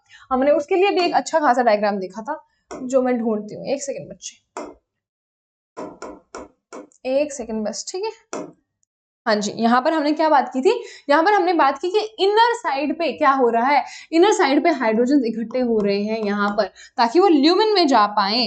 ल्यूमिन में हाइड्रोजन इकट्ठे हो रहे हैं किसकी वजह से, वाटर की, हे भगवान, एक सेकंड बच्चे, काम ही नहीं करके दे रहा। हाँ जी, यहाँ पर क्या हो रहा है, यहाँ पर हाइड्रोजन दैट इज प्रोटॉन का अक्यूमुलेशन हो रहा है किसमें, ल्यूमिन में, क्योंकि यहाँ पर इनर साइड पे यहाँ पर जो वाटर था उसका स्प्लिटिंग हो रहा था। तो एक तो ये हो गया, एक तो क्या हो गया कि जो hydrogen that is hydrogen proton जो रिलीज हुए हैं वाटर के टूटने से वो ल्यूमिन में हुए। हाँ जी ठीक है, वो ल्यूमिन में आए। तो एक चीज तो ये हो गई। उसके अलावा क्या हुआ, as electrons move through the photo systems, जैसे जैसे फोटो सिस्टम में हमारे जो इलेक्ट्रॉन्स हैं वो मूव कर रहे हैं तो क्या होता है बच्चे, तो protons are also transported across the membrane. तो ये इतनी ज्यादा डिफिकल्ट बात क्या कह दी मैम, तो अगर हम इसको सिंपलर फॉर्म में देखें तो अगर ये मेम्ब्रेन है बच्चे, तो ये हमें पता है जो फोटो सिस्टम्स हैं वो कंसिस्टेंटली मेम्ब्रेन के ऊपर हो रहे हैं जो थाइलाकॉइड मेम्ब्रेन है। अब हम बात कर लेते हैं कि ये है थाइलाकॉइड मेम्ब्रेन के इस साइड है ल्यूमिन और इस साइड है स्ट्रोमा। हाँ जी ठीक है। अब स्ट्रोमा की साइड क्या प्रेजेंट है, स्ट्रोमा की साइड बहुत सारे प्रोटॉन प्रेजेंट थे। हाँ जी, कुछ प्रोटॉन प्रेजेंट थे। अब क्या हुआ बच्चे, अब हुआ कि लेट्स से कि एक मॉलिक्यूल था हमारा इलेक्ट्रॉन एक्सेप्टर, उसने क्या दिया, उसने दूसरे को इलेक्ट्रॉन दिया, उसने दूसरे को इलेक्ट्रॉन दिया जो कि एक दूसरा मॉलिक्यूल था। अब हो सकता है कि ये मॉलिक्यूल क्या है, ये मॉलिक्यूल है ए। इस मॉलिक्यूल ए के पास क्या है, इस मॉलिक्यूल ए के पास है the power to get reduction, ये रिड्यूस हो सकता है खुद। तो ये रिड्यूस होने के लिए क्या कर देगा, ये ए अपने साथ यहां से उठा लेगा प्रोटॉन, यहां से अपने साथ उठाया प्रोटॉन और यहां से मिला इसको इलेक्ट्रॉन, यहां से इसको क्या मिला, इलेक्ट्रॉन। हमें पता है H पॉजिटिव प्लस इलेक्ट्रॉन मिलकर क्या बना दिया, नॉर्मल वाला H, दैट इज H। ये रिड्यूस हो गया, ए था अगर तो ए क्या बन गया बच्चे, ए अगर था तो AH2 बन गया, दैट इज ये रिड्यूस हो गया और इसे रिड्यूस होकर कहाँ आ गया, वो बाहर से अंदर की तरफ आ गया, बाहर से अंदर की तरफ आ गया। और यहाँ पर उसने क्या किया, यहाँ पर उसने दूसरे मॉलिक्यूल जो यहाँ पर प्रेजेंट था उसको दे दिया इलेक्ट्रॉन, उसको दे दिया उसने ये वाला इलेक्ट्रॉन और उसने यहाँ पर जो प्रोटॉन यहाँ से उठाया था उसको कर दिया इस ल्यूमिन में रिलीज। तो काफी सारे जो इलेक्ट्रॉन्स ट्रांसपोर्ट करने वाले केमिकल स्पीशीज हैं, जो काफी सारे कॉम्प्लेक्सेस हैं, साइटोक्रोम्स वगैरह, वो खुद रिड्यूस होकर स्ट्रोमा से हाइड्रोजन, पिछला जो उनको इलेक्ट्रॉन ट्रांसपोर्ट चेन से इलेक्ट्रॉन मिल रहा है वहां से उठाकर खुद रिड्यूस होकर अंदर आकर इलेक्ट्रॉन नेक्स्ट वाले स्पीशीज, क्योंकि इलेक्ट्रॉन ट्रांसपोर्ट सिस्टम में तो रखना है ना इलेक्ट्रॉन को, वो इलेक्ट्रॉन अगले वाले स्पीशीज को भेजकर और जो हाइड्रोजन है उसको ल्यूमिन में रिलीज करते रह सकते हैं। तो अल्टीमेटली यहाँ पे भी क्या हो रहा है, यहाँ पर भी, यहाँ पर हाइड्रोजन डिक्रीज और यहाँ पर हाइड्रोजन नहीं प्रोटॉन्स वहां पर डिक्रीज और यहाँ पर इंक्रीज कॉन्स्टेंटली चल रहा है किसका, प्रोटॉन्स का, जो कि हमें चाहिए ताकि ग्रेडियंट बन पाए। ठीक है बच्चे, तो यहाँ पर इस वाले पैराग्राफ में यही बात की गई है कि आउटर साइड से मेम्ब्रेन के क्या किया, इलेक्ट्रॉन को ट्रांसफर किया, तो इलेक्ट्रॉन कैरियर की जगह उसको हाइड्रोजन कैरियर को दे दिया। तो ये हाइड्रोजन कैरियर हुआ बच्चे, जिसने प्रोटॉन उठाया, इलेक्ट्रॉन उठाया, खुद रिड्यूस हो गया, खुद हाइड्रोजन के साथ कॉम्प्लेक्स बना लिया और फिर उसने टूट भी गया अंदर आकर। ठीक है, तो this molecule removes a proton from stroma, तो उसने स्ट्रोमा से एक प्रोटॉन हटा दिया। हाँ जी ठीक है, हटा दिया। और क्या कर दिया उसने, ट्रांसपोर्ट भी किया, कराया इलेक्ट्रॉन का, दो काम कर दिया एक साथ। उसने इलेक्ट्रॉन का ट्रांसपोर्ट भी कराया एक दूसरे के बीच में, और जब वो अंदर की तरफ आया on the inner side of the membrane, तब उसने प्रोटॉन को रिलीज भी कर दिया on the inner side of the membrane, that is lumen. Lumen में उसने उसको रिलीज भी करा दिया। तो अल्टीमेटली बाहर से बहुत सारे काम कर रहा है, इलेक्ट्रॉन का ट्रांसपोर्ट भी करा रहा है, बाहर हाइड्रोजन दैट इज प्रोटॉन्स को कम भी करा रहा है, और अंदर प्रोटॉन्स को बढ़ा भी रहा है। तो आई होप बच्चे ये भी आपको क्लियर हो गया हो। तो ये तो हो गई दो चीजें, दो फैक्टर्स हमको मिल गए हैं जो कि क्या कर रहे हैं, या तो बाहर प्रोटॉन्स को कम करा रहे हैं या फिर अंदर प्रोटॉन्स को बढ़ा रहे हैं। उसके अलावा जो NADP रिडक्टेज एंजाइम है बच्चे, वो भी स्ट्रोमा की तरफ से है। अब यहाँ पे किसकी बात चल रही है, यहाँ पर बात चल रही है मैम कि यहाँ पर हमें पता था, एक सेकेंड बच्चे, यहाँ पर हमें पता था, क्या पता था, जब इलेक्ट्रॉन ट्रांसपोर्ट सिस्टम चल रहा था तो ये लेट्स से कि लास्ट इलेक्ट्रॉन एक्सेप्टर है, इसने क्या किया, इसने इलेक्ट्रॉन दिया किसको, NADP को, इसने इलेक्ट्रॉन दे दिया NADP को, NADP पॉजिटिव। और यहाँ पे क्या है, ये बाहर की तरफ प्रेजेंट है on the outer side of the thylakoid membrane, मतलब इधर होगा स्ट्रोमा और इधर होगा ल्यूमिन। हाँ जी ठीक है मैम, तो अब ये सब बात कर, गोल गोल बातें करके आप कहना क्या चाह रहे हो, तो मैम यहाँ पे ये कहना चाह रही है कि ये NADP को जब NADPH बनाना है तो ये यहीं से उठाएगा ना प्रोटॉन्स, तो इसने इस प्रोटॉन को पकड़ा और NADPH बना दिया। तो यहाँ पर भी तो प्रोटॉन्स ये कम कर रहा है, यहाँ पर भी तो प्रोटॉन्स डिक्रीज हो रहे हैं, इवन तो यहाँ पर प्रोटॉन्स को बढ़ाने का काम नहीं चल रहा है, बट अल्टीमेट मोटिव क्या है कि यहाँ पर बहुत ज्यादा कम और यहाँ पर बहुत ज्यादा करके एक ग्रेडियंट बिठाना है, ताकि बाहर की तरफ बहुत सारे एक साथ भेज के हम ATP बना सके। तो यहाँ पर कम होने वाला काम भी तो NADPH के सिंथेसिस से हो रहा है। हाँ जी मैम, हो रहा है। तो ये वाला प्रोसेस भी हेल्प कर रहा है हमको प्रोटॉन ग्रेडियंट बनाने में। तो अलोंग विद इलेक्ट्रॉन्स क्या आया, एक्सेप्टर आया, PS1 से जो इलेक्ट्रॉन्स आए वो उठाए, हाँ जी ठीक है, और हाइड्रोजन कहाँ से उठाया, स्ट्रोमा की साइड से उठाया, बाहर जहाँ पे हमें कम करना है उस साइड से उठाया, और क्या कराया, फिर रिडक्शन ऑफ NADP करा दिया NADPH को, और ये जो प्रोटॉन है वो रिमूव कर दिए स्ट्रोमा से। तो अल्टीमेट मोटिव ये है कि स्ट्रोमा से जो प्रोटॉन्स है उनको हटाओ और ल्यूमिन में जो है प्रोटॉन उनको बढ़ा दो। ठीक है बच्चे, तो आई होप ये वाली चीज भी आपको क्लियर हो गई हो। अब हम पूरा बढ़ रहे हैं, पूरा खत्म कर रहे हैं, पूरा समझ पा रहे हैं चीज की एक्चुअली यहाँ पर हो क्या रहा है। अगर हम बात करें कि with in the chloroplast, chloroplast के अंदर जो प्रोटॉन्स हैं वो स्ट्रोमा में डिक्रीज हो गए, ठीक है, हाँ जी हो गए, और ल्यूमिन में एक्यूमुलेशन हो गया उनका बहुत ज्यादा प्रोटॉन्स का। तो क्या हो गया, उस मदद से हमें एक प्रोटॉन ग्रेडियंट मिल गया across the thylakoid membrane, as well as decrease in pH of lumen भी हो गया। तो यहाँ पर क्या बात चल रही है बच्चे कि जो यहाँ पे हमने डिस्कस किया था, कहाँ पे हमने यहाँ पे डिस्कस किया था बच्चे कि अल्टीमेटली यहाँ पर हमें बहुत सारे हाइड्रोजन चाहिए, किसमें, ल्यूमिन में बहुत सारे प्रोटॉन्स चाहिए, स्ट्रोमा में हमें बहुत कम प्रोटॉन चाहिए, और उसके साथ जैसे जैसे हमें पता है जैसे जैसे एक्यूमुलेशन ऑफ प्रोटॉन्स होता है तो pH यहाँ पर ड्रॉप होगा। तो अगर आपसे क्वेश्चन आ जाए कि ल्यूमिन का pH ज्यादा होता है या स्ट्रोमा का, तो ल्यूमिन का pH बहुत ज्यादा ड्रॉप हो जाएगा, तो जो स्ट्रोमा है उसका pH काफी ज्यादा बढ़ जाएगा जब हम प्रोटॉन्स का एक्यूमुलेशन करा देंगे प्रोटॉन ग्रेडियंट बनाने के लिए।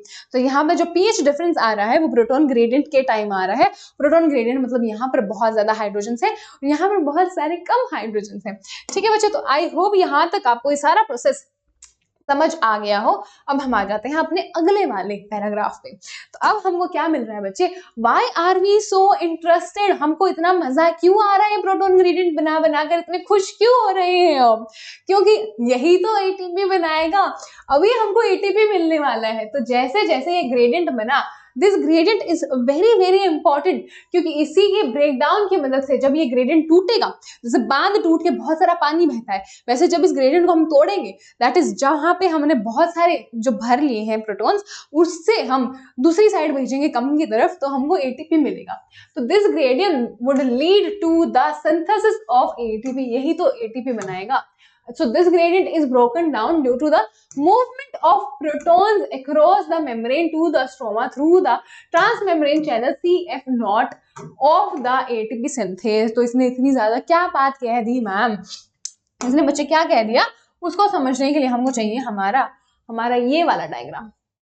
इसको उठा लाए मैम, ठीक है उठा लाते हैं। अब हमें यहाँ चाहिए तो इसको यहाँ पे रखेंगे, ठीक है। तो अब हम सारा का सारा अल्टीमेट प्रोसीजर समझ ही लेते हैं। तो यहाँ पर बच्चे क्या हो रहा है, यहाँ पर हमने देखा कि ये है ल्यूमिन, ये क्या है, ये है ल्यूमिन, ये क्या है, ये है हमारा थाइलाकोइड का मेम्ब्रेन, ठीक है। तो यहाँ पर क्या हो रहा है बच्चे, यहाँ पर हमारा फोटो सिस्टम 2 ने कुछ किया, हाँ जी किया, और यहाँ पर वाटर का स्प्लिटिंग भी हुआ, हाँ जी वाटर का स्प्लिटिंग भी हुआ। तो यहाँ पर हाइड्रोजन आ गया एक, तो इसको काउंट करो, ठीक है, इसको काउंट करते हैं। यहाँ पर हो गया एक, यहाँ पे हाइड्रोजन बढ़ रहा है, ठीक है, हाँ जी मैम हाइड्रोजन बढ़ रहा है। उसके अलावा क्या हो रहा है, यहाँ पर हमने जो बात की थी कि काफी सारे मॉलिक्यूल्स क्या कर सकते हैं, खुद रिड्यूस होकर स्ट्रोमा से यहाँ से उठाएंगे हाइड्रोजन को, दैट इज प्रोटॉन्स को यहाँ से उठाएंगे और खुद उसको इलेक्ट्रॉन के साथ यहाँ पर लाकर छोड़ देंगे। तो ये हो गया दूसरा यहाँ पर हाइड्रोजन बढ़ रहा है, यहाँ पर कम हो रहा है, ठीक है मैम ये भी हो रहा है। उसके अलावा क्या चीज देखी थी, उसके अलावा देखी थी कि यहाँ पर जो ये प्रोटॉन्स हैं वो यूटिलाइज हो रहे हैं NADP के साथ जुड़कर NADPH बनाकर, तो यहाँ पर कम हो रहे हैं। तो हमने 2 चीजें देख ली, यहाँ पर प्रोटॉन्स बढ़ाने वाली और यहाँ पर प्रोटॉन्स कम करने वाली। तो उसकी वजह से हमें बहुत अच्छे से एक ग्रेडियंट मिल गया है, यहाँ पर बहुत सारे प्रोटॉन्स हो गए और बाहर बहुत कम हो गए हैं। अब रोल आ जाता है 2 बहुत ज्यादा इंपॉर्टेंट चीजों का, जो कि क्या है, ATP सिंथेज। तो बच्चे यहाँ पर एक इंपॉर्टेंट चीज NCERT आपको बोलेगी कि ATP सिंथेज 2 पार्ट्स में डिवाइडेड है। एक तो है उसका CF0 क्या होगा, CF0 एक ट्रांसमेम्ब्रेन प्रोटीन होगा जो कि है CF0, जो कि जो थैलाकोइड का मेम्ब्रेन है उसके अंदर गड़ा हुआ है, एम्बेडेड है। तो ये ट्रांसमेम्ब्रेन इसी वजह से बोल रहे हैं क्योंकि एकदम एम्बेडेड है।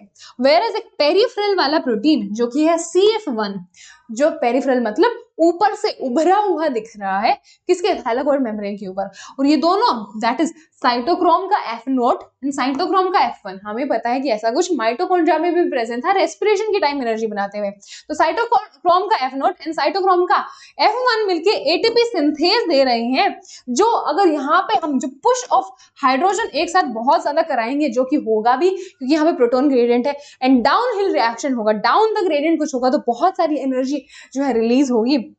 और जो सारी एनर्जी रिलीज होगी वो क्या करेगी, वो ADPs के साथ इनऑर्गेनिक फॉस्फेट चिपकाकर ATP दे देगी। और हमें पता है इस वाले फॉस्फेट बॉन्ड में बहुत ज्यादा हाई एनर्जी स्टोर होती है। तो यहाँ पर हमें क्या मिल गया, यहाँ पर बच्चे हमें ATP मिल गया अल्टीमेटली।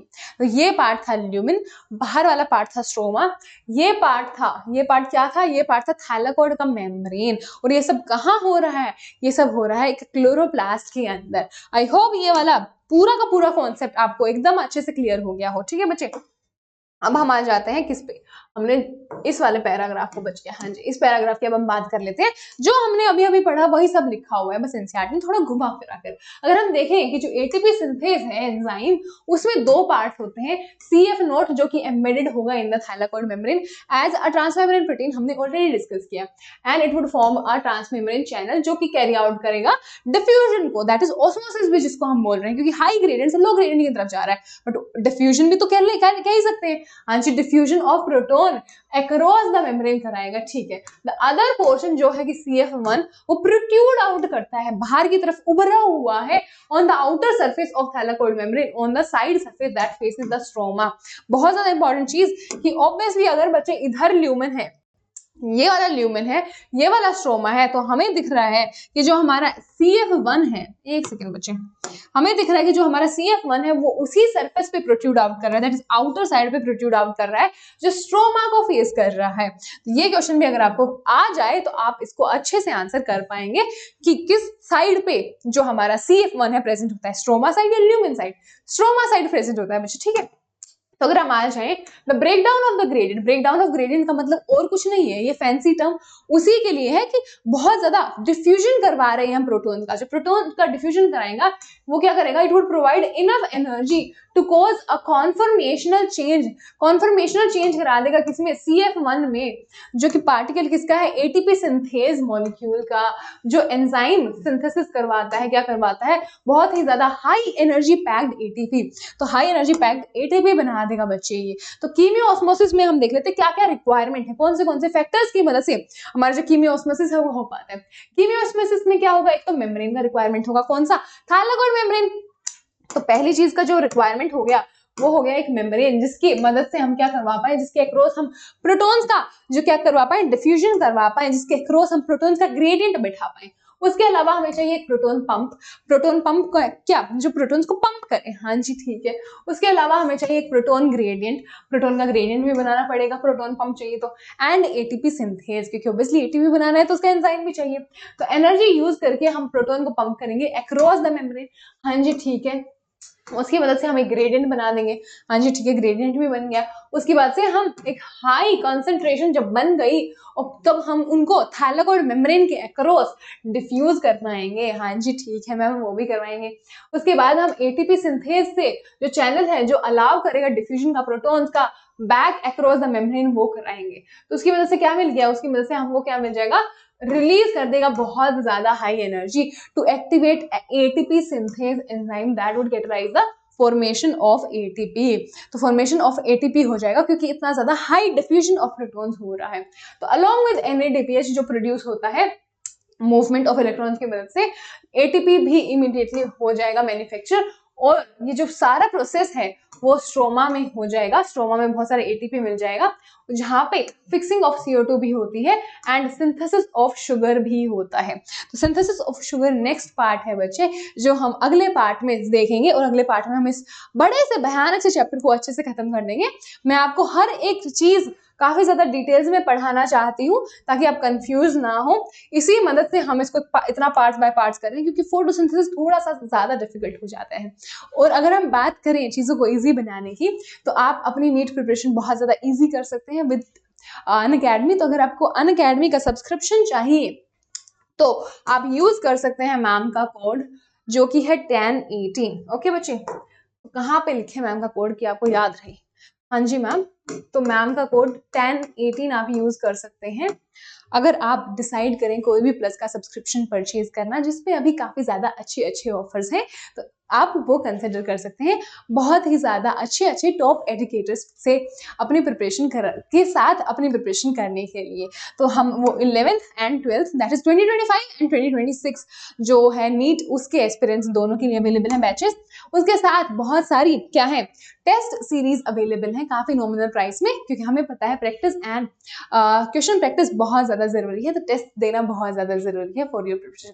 तो इसी के साथ हम बच्चे आज का जो लेक्चर है उसको खत्म करते हैं, and I will see you in the next one, जहाँ पे हम बचा हुआ पार्ट, जहाँ पे हमने एटीपी बना लिया है, एनर्जी बना ली है, तो हम शुगर्स बनाएंगे जो कि एक्चुअल फूड है। तो हम बात करेंगे सब साइकिल्स का in the next lecture, and उसके लिए आप मेक श्योर करें कि इस वाले सेशन को लाइक शेयर कर दें, सब्सक्राइब कर दें नीट मार्वल्स को, और जो टेलीग्राम का लिंक है वो नीचे डिस्क्रिप्शन में पड़ा होगा, उसको भी ज्वाइन कर लें। And I will see you in the next session, and या बाय बाय।